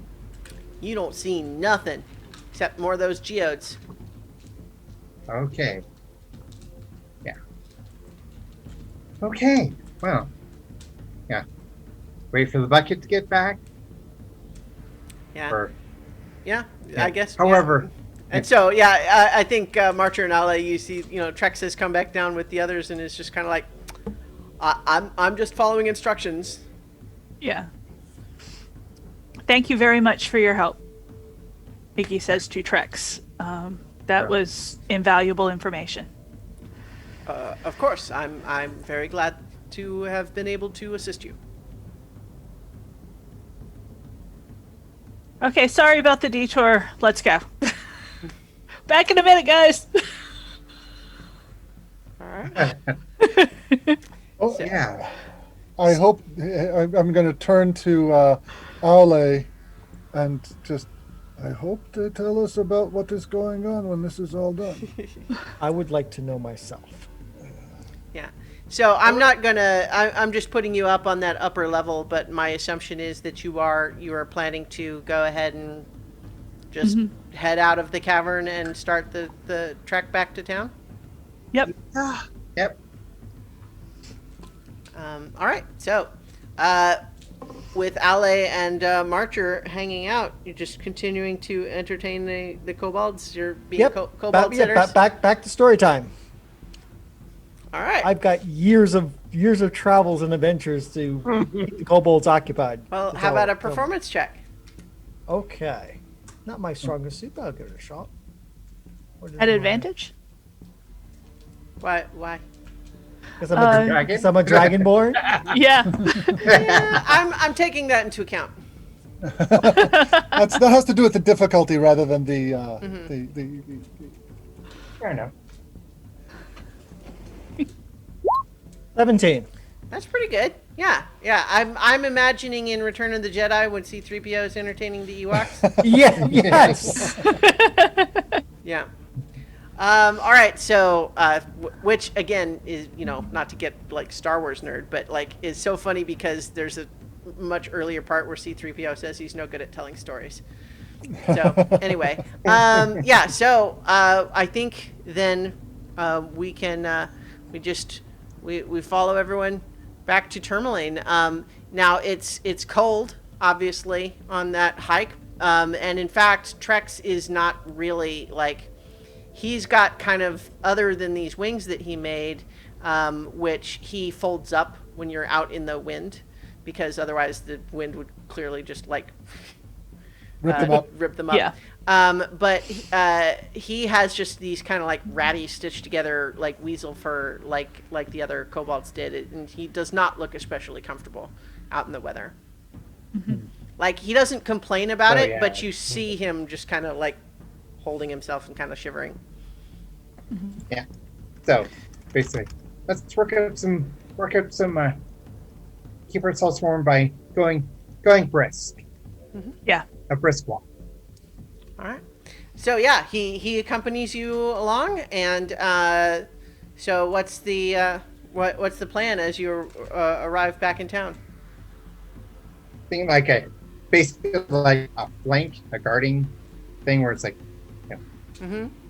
Wilfred in front, Rowan and Iggy on kind of back into the side, kind of thing. Where so it's obvious that this kobold is under some sort of guard for anybody who would care. Okay. Well, at least that he is with us. Yeah. Now, where can we find your sister? I mean, she was at the Blue Clam before. Yeah. I mean, that's I mean, but I think you knew where you learned where her house was at some point. You could go, like, I think you would expect to find her at the Blue Clam. Let's just make that simple. Yeah. Blue Clam, let's check there first. If she's not there, we'll find her house. All right. Yeah, so you go there and, you open the door and everyone who's inside kind of looks over and, eyes widen a little bit to see you there with a kobold. But one of the, people looking at you now there is, in fact, your sister, Belinda. In fact, she is actually sitting at a table with Town Speaker Oris.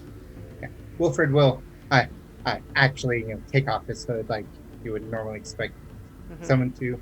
There's no hiding this time. All right. Trex is like, again, he's not complaining, but he's looking a little bit like weak. Like as he's making his way in, he's just sort of swaying on his feet just a little bit, acting just sort of very drained. Come on in. You'll warm up as we're inside. Yes, thank you. I am most appreciative of your assistance here. Who is it that we must speak with? Over there at that. Actually, those two people at the table. Mm-hmm. Well, both are important to talk to. As you approach the table, you see Oris and Belinda just kind of looking at you like, okay, so what's this? Yeah, and I think Ig will step around and start gathering up chairs so that everyone can have a seat. Yeah, I think Trex kind of looks up to you like, should I talk, or do you want to talk first? Like, what do you want to? We'll go and say, we managed to come to a bit of an accord with the kobolds that will get some. Hopefully, we'll work on in everybody's favor. Hi, this is their leader. His name is Trex. Say hello. Yes, greetings. I am Trex, and as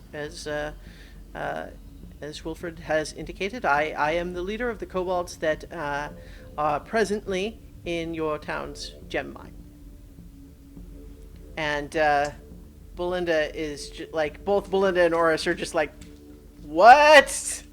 What is happening right now? And Belinda is just like, what? Wilfred, what is even going on right now? What is this?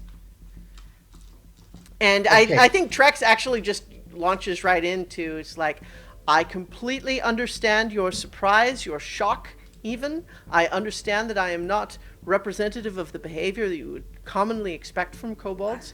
However, what I can do is assure you that my clan, my fellow kobolds, and I meant no one any harm. We did not intend to fight or hurt any of your workers. We simply need a place where we can get some food, a place that's warm. The cold weather is not good for us in these frigid times, and we need a place where we won't freeze to death up in the mountains. And I assure you, we could be very hard workers. And he's just basically giving the whole speech again.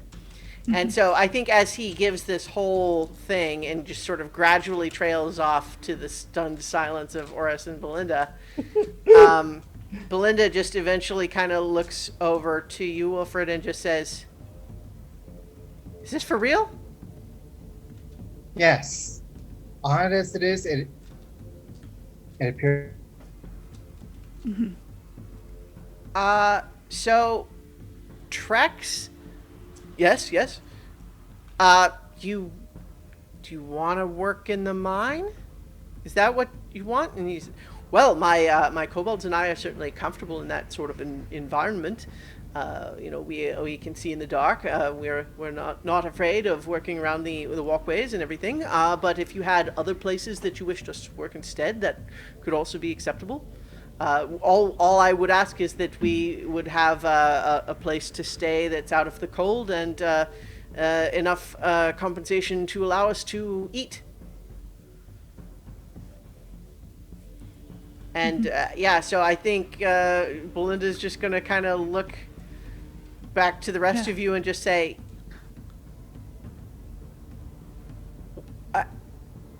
do you believe him? You were the ones that were there. Yeah. Yes. I speak up and say, to be fair, on his behalf, they immediately surrendered. Mm-hmm. We arrived. Yeah. And they have not been threatening to us at all. And He does seem a bit odd for a kobold, but so far he's been relatively truthful. And in regards to the miners that went missing, we had an encounter with a creature that appeared to have come up from the pits. Yeah. That is likely the cause for the disappearance. Yeah, and in that, the kobolds can definitely be an asset, since they would be able to see in the dark and give you an expanded range of vision to protect your miners and, of course, themselves. Yeah, and Trek says, I was not present when they fought the creature, but I can assure you that we had no part in any action against any of your miners. In fact, we did. They all fled simply at the sight of us. And at this point, Belinda's just kind of looks a little skeptical and just says, Stefan said that they fought. Oh, well. That honestly, that sounds right. I believe you more than him. The creatures seem to be an ambush predator, and it was very good at what it was doing. Well, I'm certainly not. I mean, I don't think we expected to find him again. When he went missing. Yeah.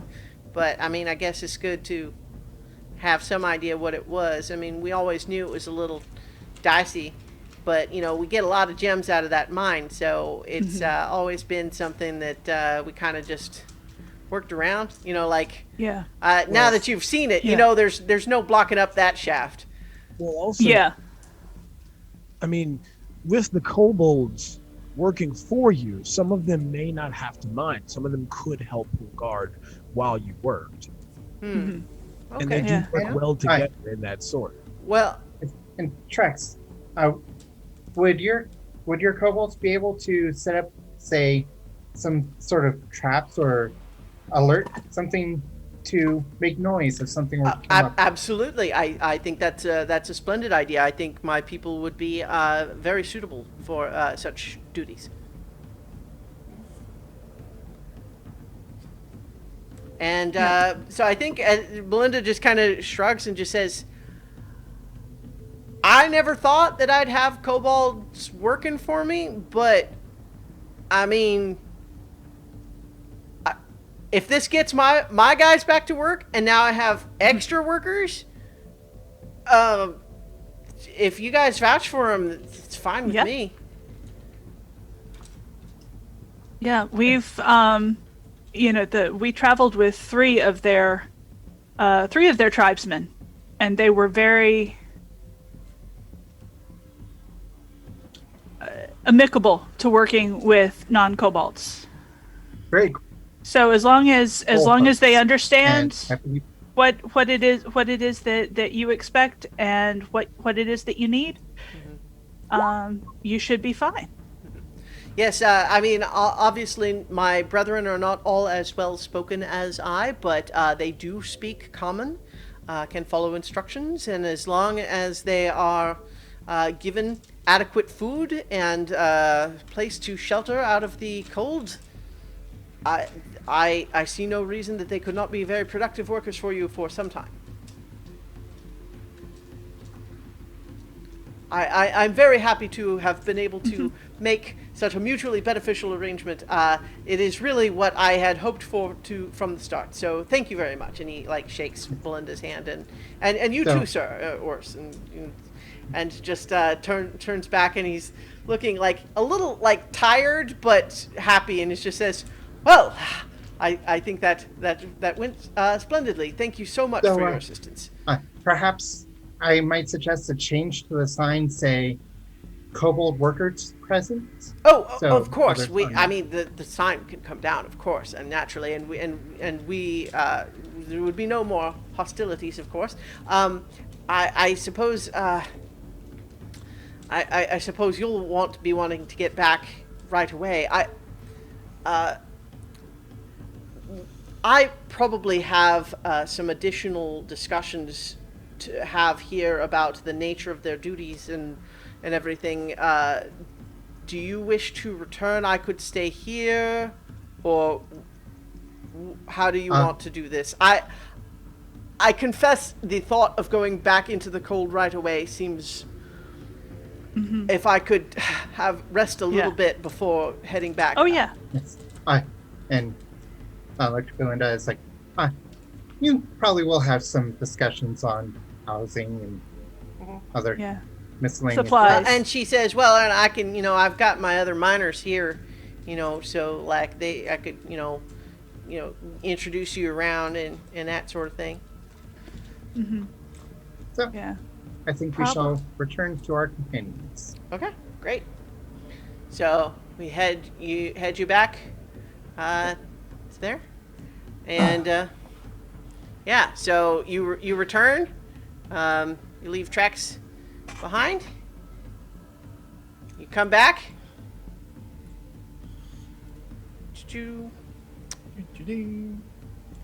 Yeah, I don't blame him for not wanting to go back out into that cold weather. Yeah. Again. Yeah. So,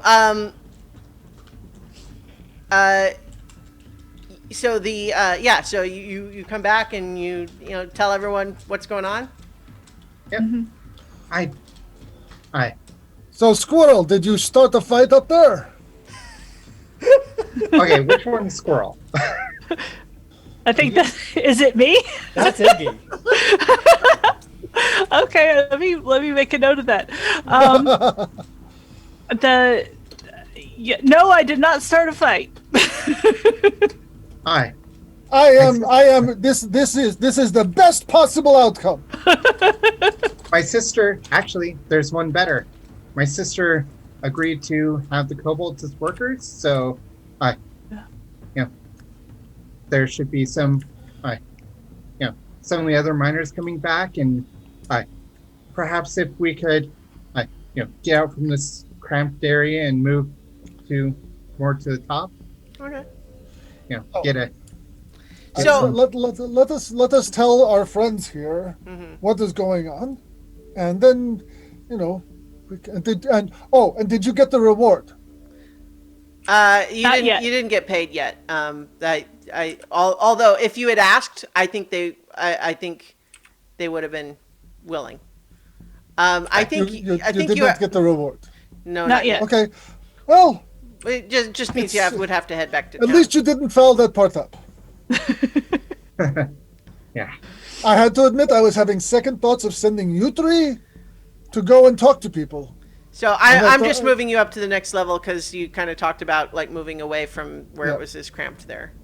Look, I still think it's fishy as all get out.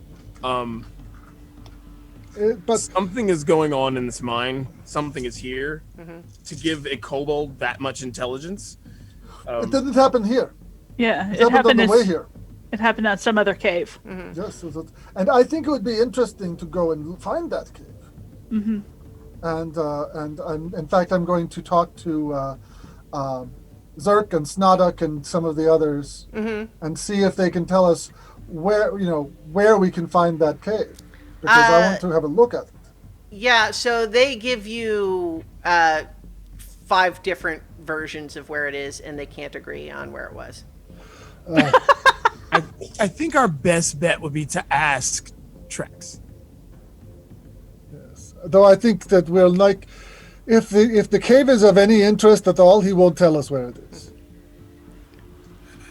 So As a character, I have an opinion as to what happened. I'm not sure my character would actually know enough to actually formulate it. I mean, like if you want to, would you want to make a check? Yeah, let's make a check of some kind. Well, so since I'm not necessarily sure what you're thinking, tell me what check you think it would be. Nature, maybe? Okay. So go I'll ahead. make a nature. Yeah. No, I'm going to actually say that a nature check wouldn't tell you what I think he's possibly possessed by something like a ghost or some kind of spirit. That's what my thought. Well, so let's hand wave a little bit here, rather than just doing all the nitty gritty of the details. So, is the plan that you're bringing all the kobolds with you back to town, or are you going to No. leave them here? You're We're going gonna to leave them. We're gonna leave them here. You're telling them like they're going to expect that the miners will return, that it's all arranged, and so on and so on. And you are going to work in this mine and get food. And they think that seems great. And I think. And also, what I say is like, if you could start making some thoughts on how to, put some alarms or some, something to make noise around the pit. More, floaty creatures come up. They start excitedly chattering about different ways that they might do that. There's a moment, I think, as you're getting ready to leave, when Brabug, Snoddock, and Trug are uncertain what they're supposed to do. Like, because on the one hand, like, they had gotten really excited about finding a white dragon, and following you, it seemed all exciting, like they were playing, they were being adventurers, but here's other kobolds, and they seem like they have a place, and... My friends, you have found the place where you are supposed to be. You do not need, it will not hurt my feelings for you to stay with your people. You will do well with your people. Yes. I am certain of it. You belong with your friends. And we... So I think one by one they come up to you. Brabug, looks at all of you and just says, "I liked pretending to be a human with you." And then he goes back into the group, and then Snoddock comes up and says, "You were a good leader."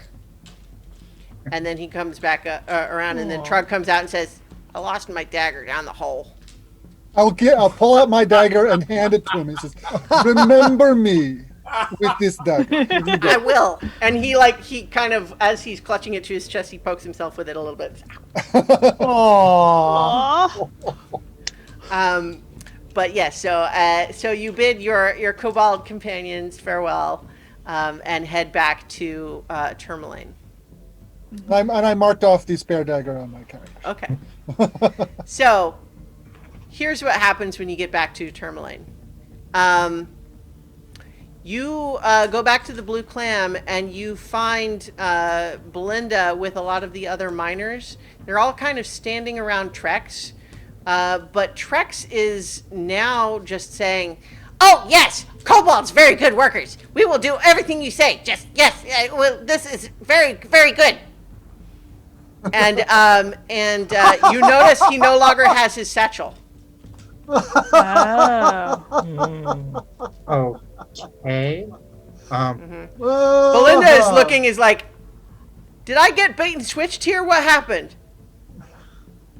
And it's like, "Nothing happened. Trex will be good worker." Is it obvious that the satchel's missing? Well, I mean, he doesn't have it. I don't know how obvious you mean. I'm going to immediately kind of look around the room and see if somebody else has it. I mean, you don't see anyone else with it here. Trex had a satchel. Do you know where it went? No, I mean, I was, taking him to where I think we could maybe have them stay in one of the boarded up houses, and he got away from us for a little bit. I don't think he had it when he came back, but when he did, like, he's just like this now. Well, I'll kneel down to Trex and say, in Draconic,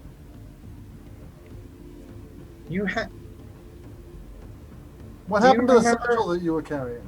What satchel? Remember? Okay. What is the Okay. While he's talking to Trex, I'm going to go to the mine owner woman, please. Says, "Take me to this house right away. I think I know what has happened." Okay. I mean, we were just on the way. Take me on the way. All right. I mean, take me where you were. Yeah. So I mean, she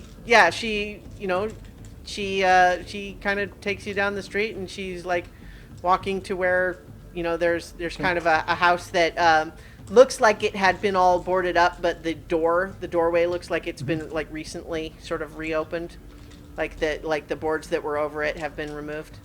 I'm looking for recent tracks to see if anybody else like crossed their path. Okay. And looking in the house, it's like, I believe the entity that you were talking to was the satchel somehow. It was possessed or had a ghost or something like that. She looks very concerned. Yes, I am concerned too. You're looking for tracks. Make a survival check. I'll help you. This is not what I thought was happening. I got a 9. Now there's the At thing advantage? is, no, I mean it's well, yeah. So I guess it's at advantage if Rowan's helping. Nope, not better. Okay. Oh. Yeah, I mean, unfortunately, it's just this is a heavily trafficked part of town. It's just there's. It's not that there's no tracks; it's there's too many. You don't want to start a panic, but keep your eye out for someone who starts acting strange and maybe has that satchel. Yes, I mean, I will. So here's the thing: the Cobalt still says he wants to work. He seems Well, no, like they all do. We were talking to the ones down in the mine. They're happy with the idea that they get food for digging. okay. Yeah, the arrangement is legitimate. Yeah. So, All right, so it's still on. It's just that you don't have treks to be so eloquent with you. But well, they understand the common speech. Mm-hmm. They are not terribly bright and easy to get along with what you want to do. And as long as they have food and enough warmth that they don't have freeze to death, they will work. You don't even have to pay them money. Well, I do like that. So, and even if they're not as good miners as your human, they're working alongside and they can help. And like I said, mean, as long as you look past the fact that they are kind of lizardy, Well, right. Like, I mean, if they're going to work in the mine, like if they can actually do the job, I mean, I'll pay them. Sure, but well, they're not. and they like working with their hands. They like doing things. So Yeah. I just think this that, will like, work. I think, I mean, I guess I'll work with them if they want me to pay them in food instead of, with my human workers, like I give them gold and then they buy their own food in place. But, I mean, they will understand it better Oh. if you just give them food. well, okay, so I think that this still seems like an okay arrangement. I'm a little bit concerned that there's a sentient satchel or something around, but I mean, So am I, but it does not seem to so be. listen, I'm going to send my mine foreman just to verify that the mine's been, Pacified. made safe and that the cobalts seem okay. If he comes back, gives me the okay sign, then obviously I think, I mean, it looks over to looks over to Wilfred and just kind of says, like, this is certainly not how I expected it to go, but I can't say you didn't earn the 50 gold. All right then. And we will meet you back at the tavern. All right. So sure enough, like I would imagine you guys can all kind of just have some time to yourselves, whatever you would like to do while she's just having her people check on the mine. But what would you want to get up to? Like just Oh, all right. One thing I was evening wanting back to do here is in like see if Cobalt's name, Trex? Trex. Yeah. If figure out if he could identify who, like maybe who took the satchel from him, He doesn't even remember having it. or Yeah. well, the He last said, we person asked you him about remember- it, and he said, "What satchel?" or the first person you remember seeing in town. Well, that would be us probably. Yeah. Yeah. Well, yeah, he looks like it is confusing when he tries to remember. Okay. Okay. What he says is he got lost with the other kobolds in the blizzard, and then he found his way to this town, And the nice lady said that if he and his other kobolds would work in the mine, they could have food, room, and board. And he thought that Doesn't sounded remember great. Anything? Yeah. Yep. So I'm gonna keep looking for, while they're talking with him, I'm going to keep looking for his tracks where he got separated from them while they were going to the house. Yeah, I think that I think Already with the looked and couldn't previous find roll, like anything. any tracks there would have been rendered unreadable by other people walking through. maybe I wonder if maybe the girl at the east side might it's not the story she said about the lady in red or the song she was singing. I wonder if that might have anything to do with this. I doubt it. Stories don't seem to coincide.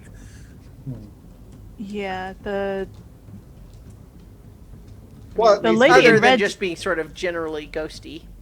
Yeah. Yeah.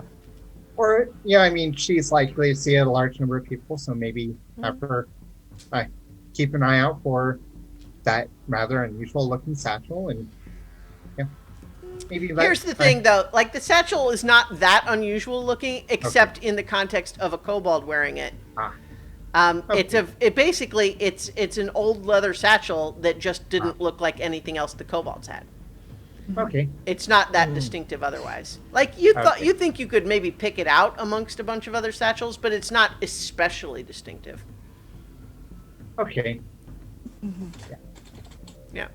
So, in any case, you are certainly, I think, the time passes, the miners come back and, are bemused to report that there do seem to be a bunch of kobolds that welcomed them excitedly and asked when they get their food. And so, and they wanted to show all the traps they had already made. We mentioned that they were enthused about trapping that the main shaft, right? Yeah. So I think Belinda kind of comes to you, Wilfred, and just says, I guess I owe you, I don't really owe you an apology. I mean, I'm giving you 50 gold, right? So that's like I'm paying you for the job, but you did a good job, I guess.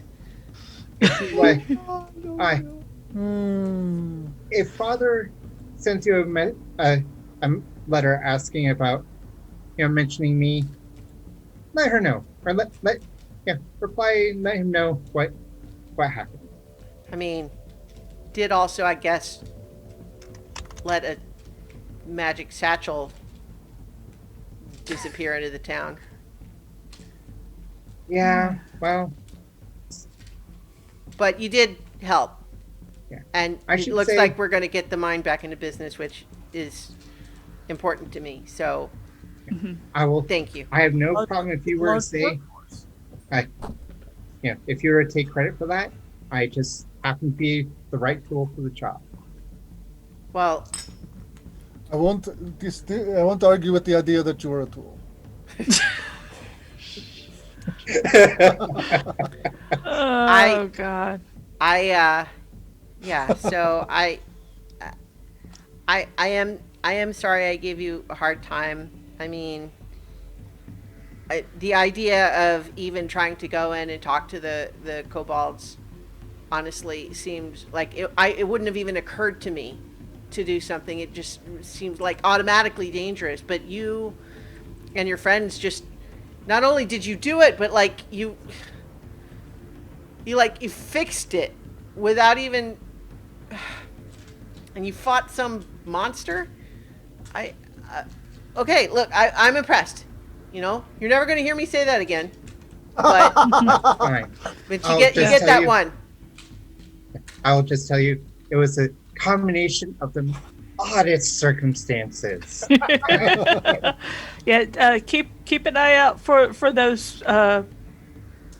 It looks like a brain with tentacles and a beak, they're really nasty. Yeah. I mean, yeah. No, yeah, that sounds. Yeah. If I see one of those, I think I would already know to run away. But Yeah. Scream. Yeah. Scream real loud to warn everybody else that you've seen one. Okay, does she give us the money, and Yes. and do we divide it up amongst ourselves? Yes. You are given 50 gold to divide up how you wish. I think she gives it to Wilfred, but Yeah, Wilfred will get everybody together to divvy it up. That's I figured 10 each. 10 gold each. Yes. Okay. Nice. yeah. Side quest complete. Yes. Yay. Da, da, da, da, da, da, da. Yeah. You don't level up from that one. You need No. I figured it's much. But yeah, well done there, and you know, we've got a dangling plot thread that is delightful. But yeah, I think, you know, unless you have other business, we can maybe just sort of assume that everyone kind of goes back to, you know, that was a full day's adventuring, and maybe stay at the east side again. Yeah. Stay at the east side overnight, Yeah. and then in the morning, we will be tracking down a sledge of iron. Yes. Yeah, Aye. that sounds good. Yep, following the One, plan. one more question Alright. before we fast forward. Okay. Well, Alright. we're not. I have something else too before we would be traveling, but go ahead. Well, Yeah. has the town speaker been seen? Because I can't help but think like the satchel found its way onto him, and yeah, that something like that. I mean, do you want to go try to find the town speaker? I mean, you could do that. Yeah. Okay. Yeah. You do that, and he seems himself. He's not holding the satchel or anything. Okay. No, I will. he Bye. thanks you for your help resolving the mine. And I will- I think what he does actually share with you too, since you sought him out, is to just say, "I'll be honest with you, especially since you're a relation of Belinda's, and she knows all this, so it's not really a secret. But I'd appreciate it if you don't share it that, you know, around. But the truth is that you know, I just barely you know, won my position here as town speaker, and there are forces from outside of town already trying to oust me, and some of my militia work for them, and that's why they wouldn't go in to clear out the kobolds. But the fact that Yes. I was able to resolve it with 50 gold. I think I know the name of the powers that are trying to do so. I do too. We don't need to speak it aloud, but yes, I'm sure Yes. we're So talking about the same. We are aware of them. So the fact that I have been able to help facilitate getting the mine back in operation without having to rely on their assistance is really a big win for me. So thank you.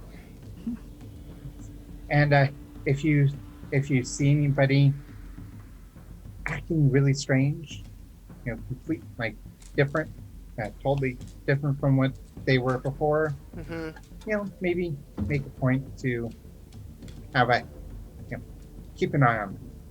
All right. 'Cause whatever it was that I mean, is it dangerous? What are we? I mean, if I see someone acting strangely, what do I do? well, Describe Just, the satchel. Yeah. Grab the There- satchel? there's No, a particular. I feared, unless you guys had anything, I feared Wolfer was just by himself. Oh, okay. Never mind. Yeah. There's a Yeah. particular, very old, kind of threadbare satchel that kobold had. If you, Yeah, I And- mean, I remember noticing it seemed unusual for kobold, but that Yeah. was an unusual kobold, at least at first. Well- Yeah. apparently, what was making him so unusual had something to do with that satchel. Okay. So, All right. It's- So what do I do if I? You're telling me to watch out for someone who's acting unusual and maybe has the satchel. But then what? that's saying I'm not 100% sure. I would Just It, they seem to be acting dangerous. I mean, the past one didn't, so who knows?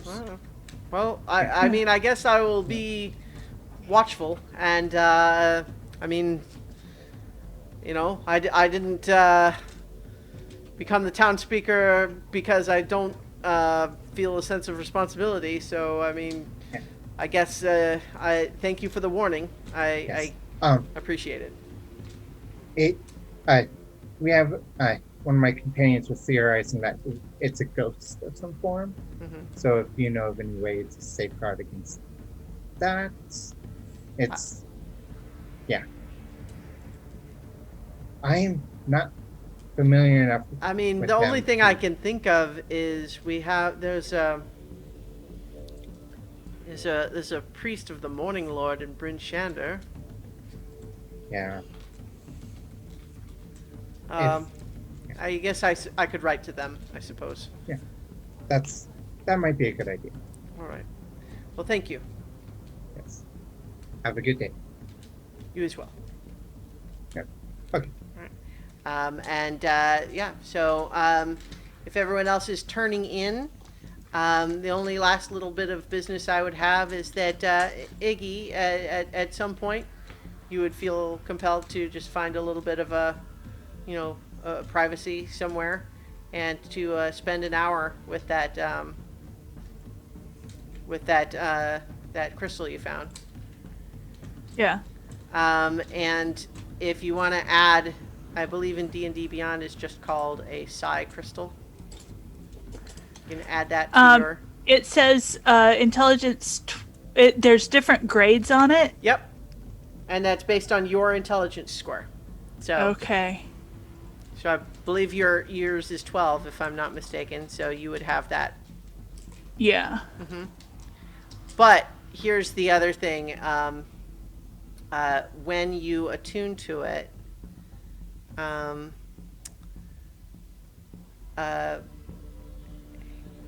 so when you attune to it, you have the properties it says. But I'm also going to send you.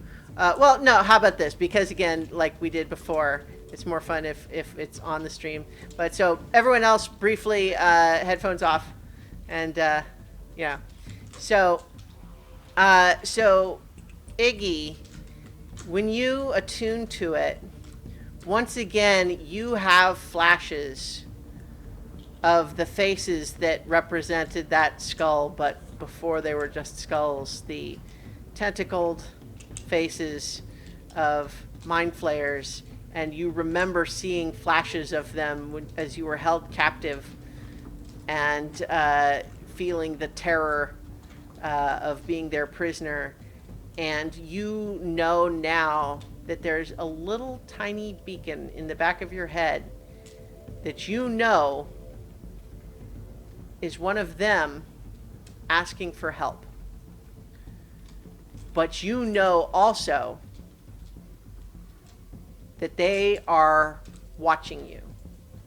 They are everywhere, and they are hunting for you.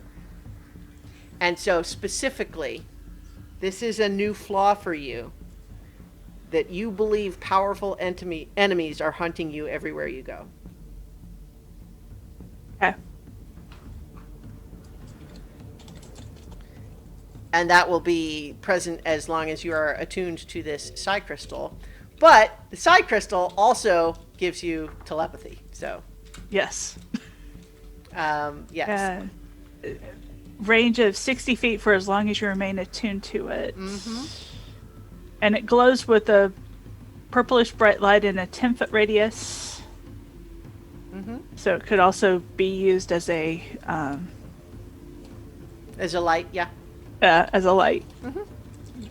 All right, so we can put their headphones back. Yep. All right, yeah. I was just seeing just a video. I was reminded of an old, D&D adage: when the DM smiles, it's already too late. In this case, when Christiana says, "Welcome to so many levels," it's already too late. Wow. Yeah. I think. Well, because just because Yeah. that her Christiana's smile coincided with you having like a kind of All right. Yes, Iggy, whatever you choose to share about that, your sword does not seem to have any strong opinion about it. Now, Okay. you have done what it asked. Okay. So, you are now once again at your own discretion. So here's the other question though for everyone. It is 10:07. We're at a reasonably good stopping point now. Do we want to stop here and then move on next week, or do you want to play a little longer? I'm okay with either. yeah. I'm okay to play longer. In fact, I think actually, perhaps in the morning after sleeping on it, Marcher would go to let's say at breakfast. Marcher says to Iggy, "So what was all that business crossing the chasm on the rope?" That gets Wilfred some interest too, because Yes, and I mean, Alain you went up, and then before you got to the town, you came back down. You went across the rope, and you did something, and then came back across again without a word. What was all that?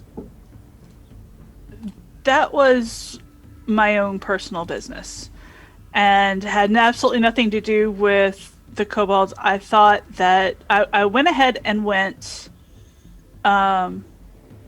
thinking that I would be able to run my errand across the chasm when we came back, but evidently that was not the case. As you know, I'm a warlock. All And right. my blade is where I get my power. Okay. Okay. My blade is sentient. And it wanted a crystal that was buried in that other cavern. And it did not want me to leave the mine without that crystal. Not even if I was going to come back. So that was why I came back down. I went over, got the crystal, and then we headed back up and completed our business. and If you don't have the blade with you, will you start talking stupid like the kobold did? Oh, no more stupid than I already am. Okay. Yeah. you're Just making sure that it is the sword that serves you rather than you serving a sword. We have an amicable arrangement, but it's like an amicable arrangement with a very, very persistent cat. So I assume that it is something like a hippogriff. Or is it griffins that our tribe keeps? Christiana, is it griffins or hippogriffs? Griffins. It's griffins. For which? What that our tribe in the mountains keeps? That's griffins. Oh yes, griffins. Yeah. You think a cat is bad? You should try a griffin. I was just thinking about yes, it is a completely mutually beneficial relationship so long as you do whatever it says. yeah, I hope like that a cat. I think I can understand this relationship. Yeah. I know I some hope that griffins. whatever tasks the sword has for you don't result in harm of any of us, at least directly. That's the into- least we can ask. Going into a dangerous place and having to fight dangerous things. Well, I mean, That's we've one thing. seen the power that she That's what we wields. can This do. tremendous warrior who falls down in every fight she gets in. Yeah, I think that so Iggy, I think in the back of your mind you basically get a little bit of an impression of as long as they don't get in the way. Yeah. Well, Yeah. Well, I see guess- that, and it's like that's why I'm downplaying it. Warlocks. well, I guess knowing that you have an opinionated sword and that is a good enough signal to Yeah. Yep. Well, Just work with you instead of trying to stop you. well, we'll see what comes, because we've got additional business. Right now, what it most wants is for me to get stronger so that I don't fall down in every single fight. So in that, Marcher, it agrees with you. And, All I right. think it's a good idea for all of us to do that. All right. So, on that, then you've had your long rest. Are you planning to let's put you back on the Icewind Dale map? You're currently in Tourmaline. You have the approximate location of where you expected the dwarves' sled of iron ingots to be. Are you intending to head straight there? The way from here is shorter than from Brinchander, so we should travel. We should go overland from here, and begin searching that area. Okay. Yeah. How's our Chewinga buddy doing? Basically, it has been pretty consistent. It's still hanging out with you. What it tends to do is anytime you're around anyone who's not like as part of the your group, it turns into some little natural item. It doesn't even seem to ever do the same thing twice. Like it'll be like a little stick or a flower or a little funny shaped stone or something like that. But a pine cone. Yeah. Yeah, exactly. But then frequently when you're all just kind of off by yourself, it's it's got its little tiny sword and shield that you made it, and it just seems to be enjoying your company. Yeah. As long as it doesn't turn into mistletoe. Because then Wilfred will be getting kissed wherever he goes. But like I every so often I will offer it, offer it a chance to go into my pocket so it doesn't have to, so it can hide if it wants. I think once or twice once when you do that, it does go in there, but it doesn't seem to want to stay in there. Like it goes in there and it sits in there for a little bit. You feel it sort of moving around and poking around, and then it climbs back out and goes back up onto the top of your head. Okay, I just wanted to make sure it knew it had an option. Options. Yeah. In case something was ever too scary for it. We all have snowshoes from the last time we went out on on the Yep. patrol. yes. So we'll strike out to the southwest for the approximate area that we think that this Southeast. Southeast, yeah. yes. The approximate area that we expected that to be. Unless, it looks like there's some hills in the way. So if it might be better to go along the road and then strike off east. Yeah, I think without getting too nitty gritty about it, you can sort of intuit, especially with Rowan as a ranger there and Marcher's own experience. I think you're able to find the best way. Yeah. Did we ask the dwarves if there were any landmarks in the area where they lost the sled? We'll say that they gave you a couple, but without having to detail exactly what they are. And in Tourmaline, is there a place to buy weapons? Yes. What would you want to get? A hand axe. Oh yeah. So if you can look up the price for that in the player's handbook, you can certainly buy a hand axe there. That's 5 gold. Yeah. Yeah. And outlay, I don't know if you saw it in the Zoom chat, but I've subtracted 2 gold to start repaying what I owe you for helping me out when I did not have cash. Oh, okay. No worry. Ale will accept it, but only begrudgingly. If just very, if anything, he's probably going to donate it first chance he gets because he's not mercenary. But this is important for me to repay the debts that I owe. Okay. And if it's important for you, then I'm going to respect that. I'm sure Christiana doesn't want us to keep track of every silver, but I'm stocking because some of those crossbow bolts went down the pit along with the with the Grell. Yeah, so yeah. restocking my supply of those. Yeah, I think that's fine. Yeah. So one note though, just in terms of what you're all planning, is that it's about 4 miles overland to where you expect the thing to be. So that's pretty much going to be like an all day hike to get there, Yes. So which we is will- fine, but then you may have to try to camp out there. So we will need some kind of tents, I think. Oh, if the snow's deep enough, we can make snow caves. Yeah. What do my people do when they need to camp out in the open? I think snow caves would be the general. All right. And I assume that with my survival skill and with squirrels there, we're pretty confident that we can handle that. Yeah, like it's not comfortable, But compared to you'll- being in a bed. But like, yeah, you know how to do it so that you won't die. Right. Yeah. Yeah. Okay. But I would say, in comparison to staying in an inn, very cold. Yeah. Yeah.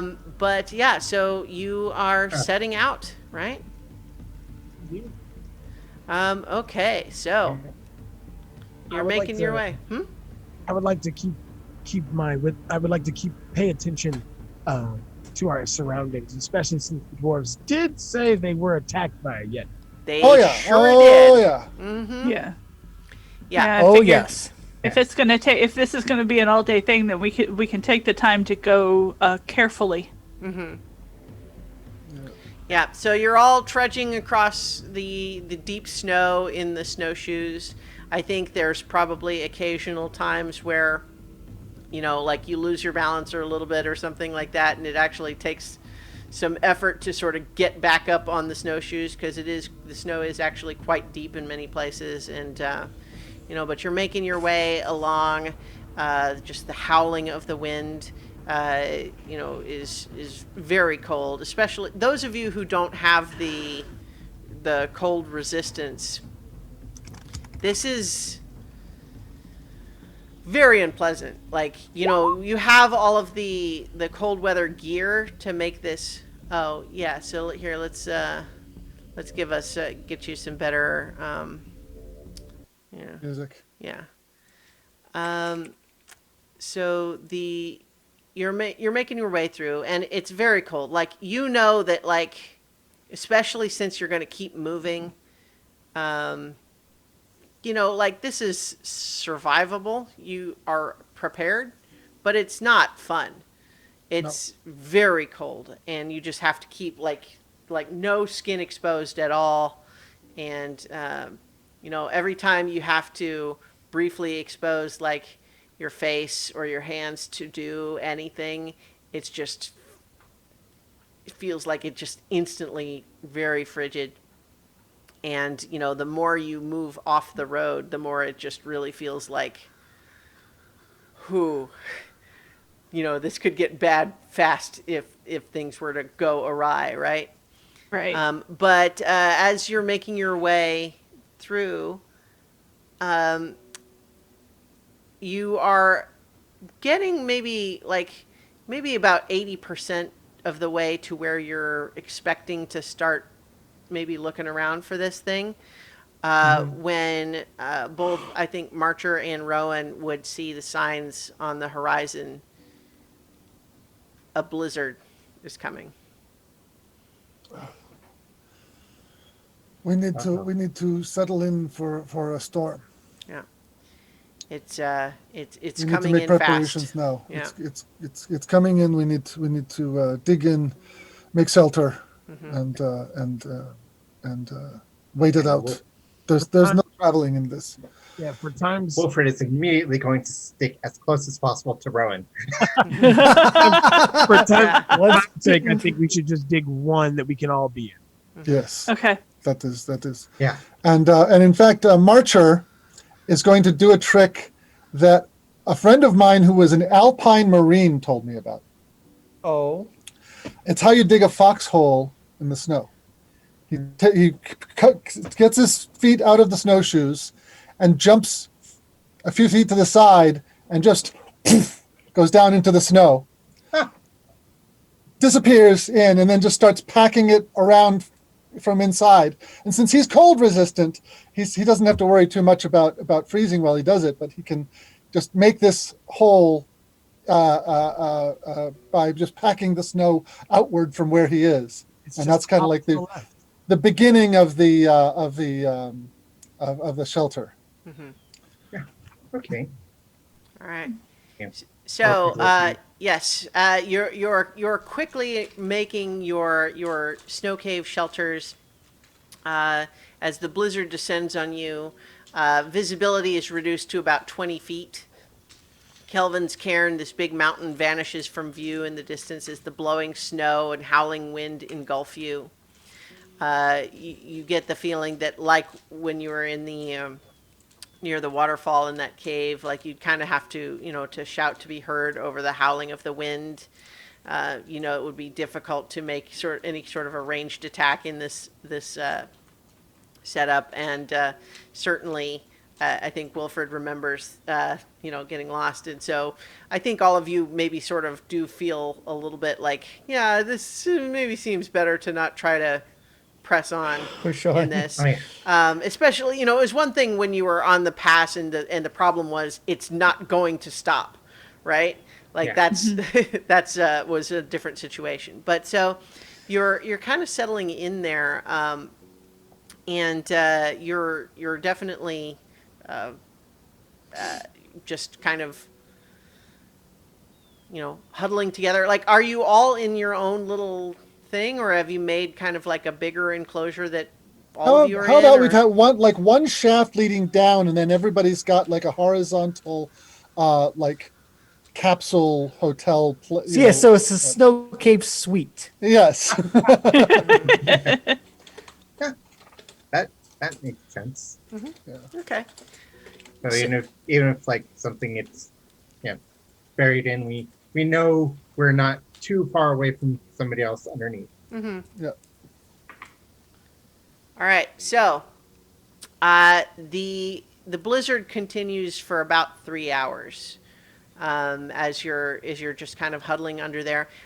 Wilfred, as you're sort of, well, first of all, what is everybody doing to kind of pass the time? I'm gonna keep my attention more focused toward the entrance. Okay. Saying as we weren't all the way there, but given the fact that we have seen some weird things in the snow, and again, Yetis don't mind the cold, I don't want one of them coming down to say hello. I think Wolford would be trying to, maybe get what light he can, like, conserving some of his lamp oil, but just doing some writing on his studies and What? Quiet prayer. In Draconic, probably. Sure. So several people can understand it, but not everybody can. Yeah. What about you, Iggy? Iggy is concentrating and listening as hard as they can. You definitely feel to the south that signal still there. Boom.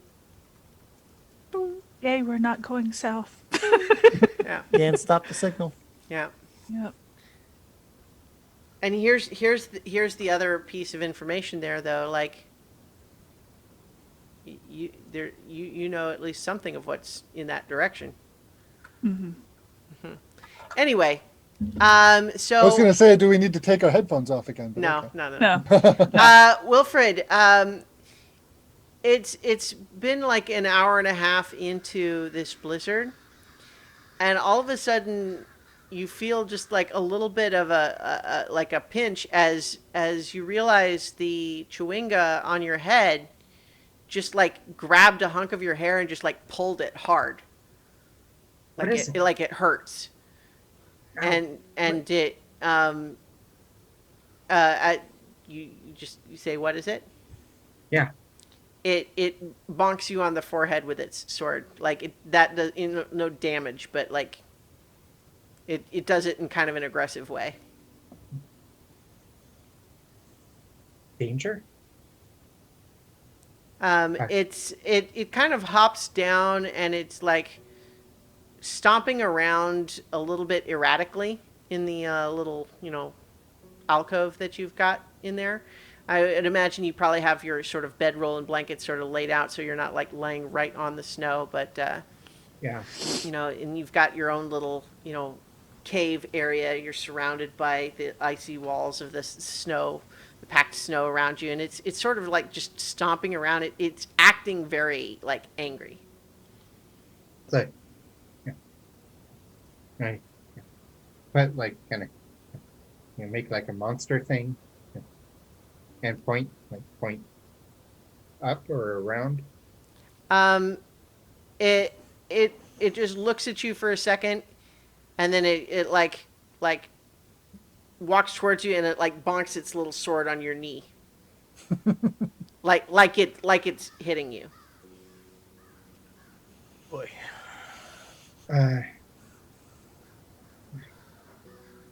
Gonna kind of shimmy out and or kind of call quietly to the other side. The swing is agitated. I think there's something. You need to pay attention. All right, but what are we going to do? We're done here. We're waiting for the storm to pass. What else is there? I'll hold my hand out to it to, kind of. It smacks your fingertip with the sword, and then like stomps away. But it's not going anywhere. It's sort of just stomping around like it doesn't know what to do. But it definitely has like an angry body language. Something it doesn't like out here, and if this thing doesn't like something, I don't think we will like whatever it is. Mm-hmm. We know that there is danger in the near the sledge. I'm not sure what else we can do. I'll I mean, kind of like do we need to hide? I mean, it's not. We are like, hiding. We're in a snow cave, and the blizzard is blowing the snow over our entrance. Our tracks are probably gone by now. What else is there to do? I can't sense that was evil more through directed the at the snow. chewing guy. I'm sorry. You can't? What? Do we need to hide and kind of make it? Like it's not really reacting to anything you're saying, especially. Okay. Like it seems to rebuff any sort of like gesture of affection, but otherwise it's not really like it's clearly just like it's like it's just having like a tantrum. Yeah. Maybe it doesn't like how boring it is down here. Yeah. I'm with you, little buddy. Anyway, Yeah, let me whittle you your Like- own sword, and you can have a duel with it. I mean, the thing is, like it's pretty clear at this point. Like, this thing's probably not capable of hurting you, but it just does seem mad. So, like, are you doing anything else except just kind of letting it be mad? I've been thinking of what else I could whittle for it, and I'm thinking that a helmet might be the closest thing I can think of. I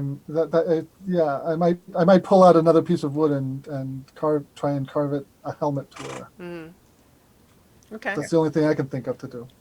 Well, so I think that while you're working on that, it doesn't really change. Like you're just kind of watching it, sort of as it continues to sort of stalk around wherever it can kind of get to.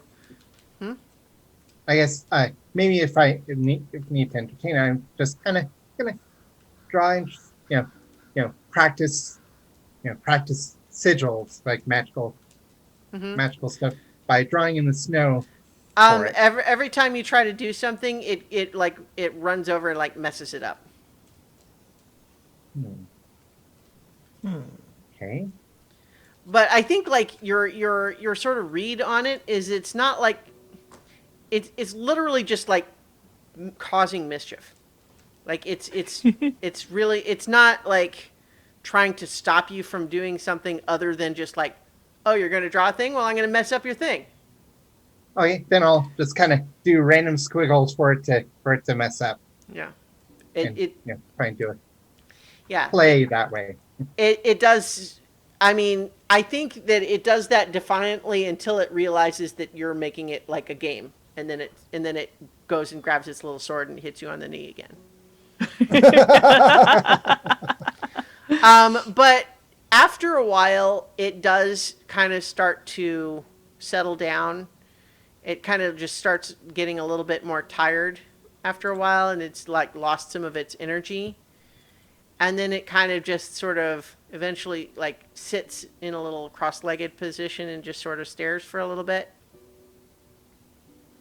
And then it stands up and it kind of comes back over, and it's sort of dragging the sword like behind it in one arm, and then it goes over and it gently sort of like pats where it had hit your knee.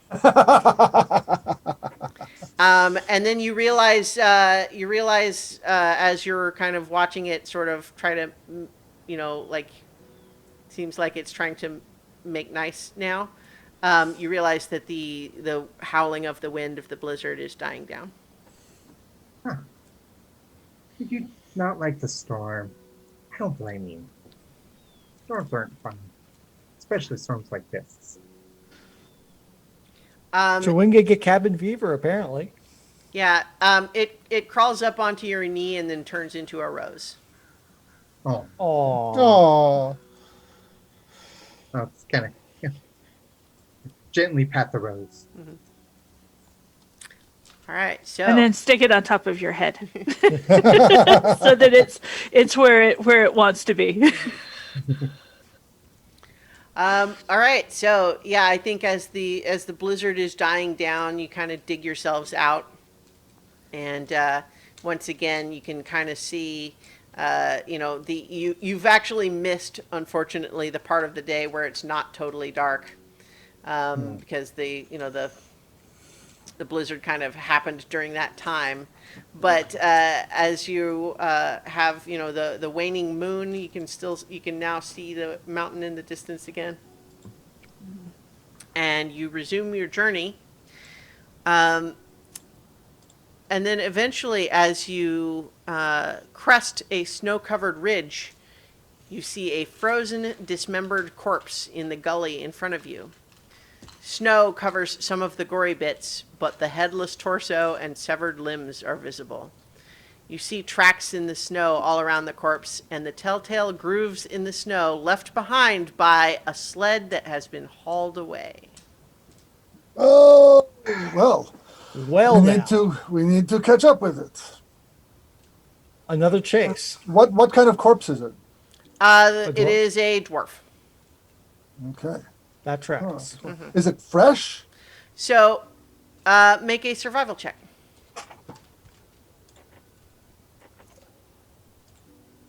Yeah, I see the corpse. A 9. Well, I think more than one of you are checking, so looks like Rowan's making a check too. 22. Oh, there you go. So, Rowan, what you can determine about this is that the dwarf corpse looks like it's been there long enough to be frozen just completely solid.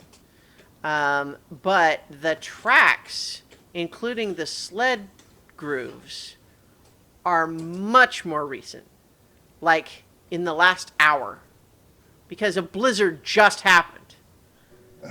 Right? And so you realize that, like, whatever took the sled did it recently. And in fact, you can also see that there are additional tracks around it that look like they would belong to maybe a half dozen small humanoids wearing snowshoes. And the tracks lead south. Right. South rather than southwest to Shander. Yeah. All right. Well, let's be about it then. Let's see if we can catch up to them. And when looking at the corpse, I cover, my hand up to cover the chewing his eyes. No, something it's in the smooth back to see. All right. I have to So- be this careful though. It seems I don't think this is just one Yeti. Do I Well, so the tracks that look like snowshoes, like that, those are not Yeti tracks. Yeti And are Yeti big. don't wear snowshoes, and they're not small. Yeah. These are definitely We got not another Yeti player in tracks. the Yeah. game. Yeah. So someone has come and yes, someone took the sled, and we need to catch them. Come on, let's go. Yep. now you said I counted about a half a dozen? Yeah. Yep. All right, Marcher is going off at a fast pace on the trail of the sledge. Yeah. to the Ig's south. Ig's right behind it. Behind you. The Goliath is right. Yeah. Would this start going into forced march territory? Just about, almost, not quite yet. Okay. Well. So yeah, I'm onward. gonna follow behind, but I'm gonna be cautious but I'm gonna try to keep track of these snowshoe trail. Sure. You're following them. I think. Well, if you're being cautious, you're going to get left behind because I'm going fast. Well, you also know that they're recent, right? So like you're not whatever this is not far ahead. Okay. But I don't want to give away our position because Sure. No, again, I understand. Yeah. No, I think that you actually, as a ranger, have a thing where you can you're not slowed down by being careful. yeah. So you are being careful, and but you hurry along, being careful nonetheless, and eventually, as you've made about another half hour in that direction, following those tracks, the creatures you have been following appear to be goblins based on their stature. All 6 of them groan, grunt, and curse loudly as they haul the bulky sled toward what appears to be a 20-foot tall wagon parked in the snow. Harnessed to this conveyance are 2 roaring polar bears that don't look happy. And there's a handout. Let me... Oh my! A Well, this is gonna be 20-foot fun. tall cart. Yeah. So this is the cart that... So the 6 goblins are dragging the sled that looks like the dwarves' sled of iron, and they're having a hard time pulling this sled full of iron, but they're pulling it towards this wagon. How far away is that wagon? You are still like 120 feet away from them when you spot them. All right. 120 Hey. feet? That's just in range of Eldritch Blast. I mean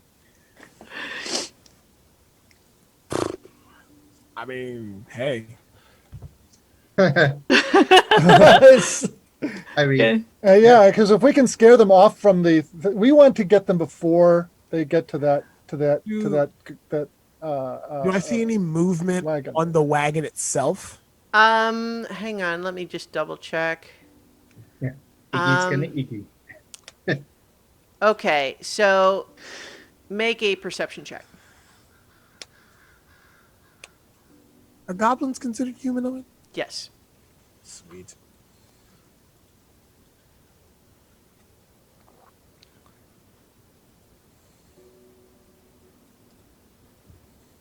Humanoid and underdressed. I imagine these are more Well, dressed. no, yeah. These goblins are definitely dressed in in cold weather gear. They have snowshoes and stuff.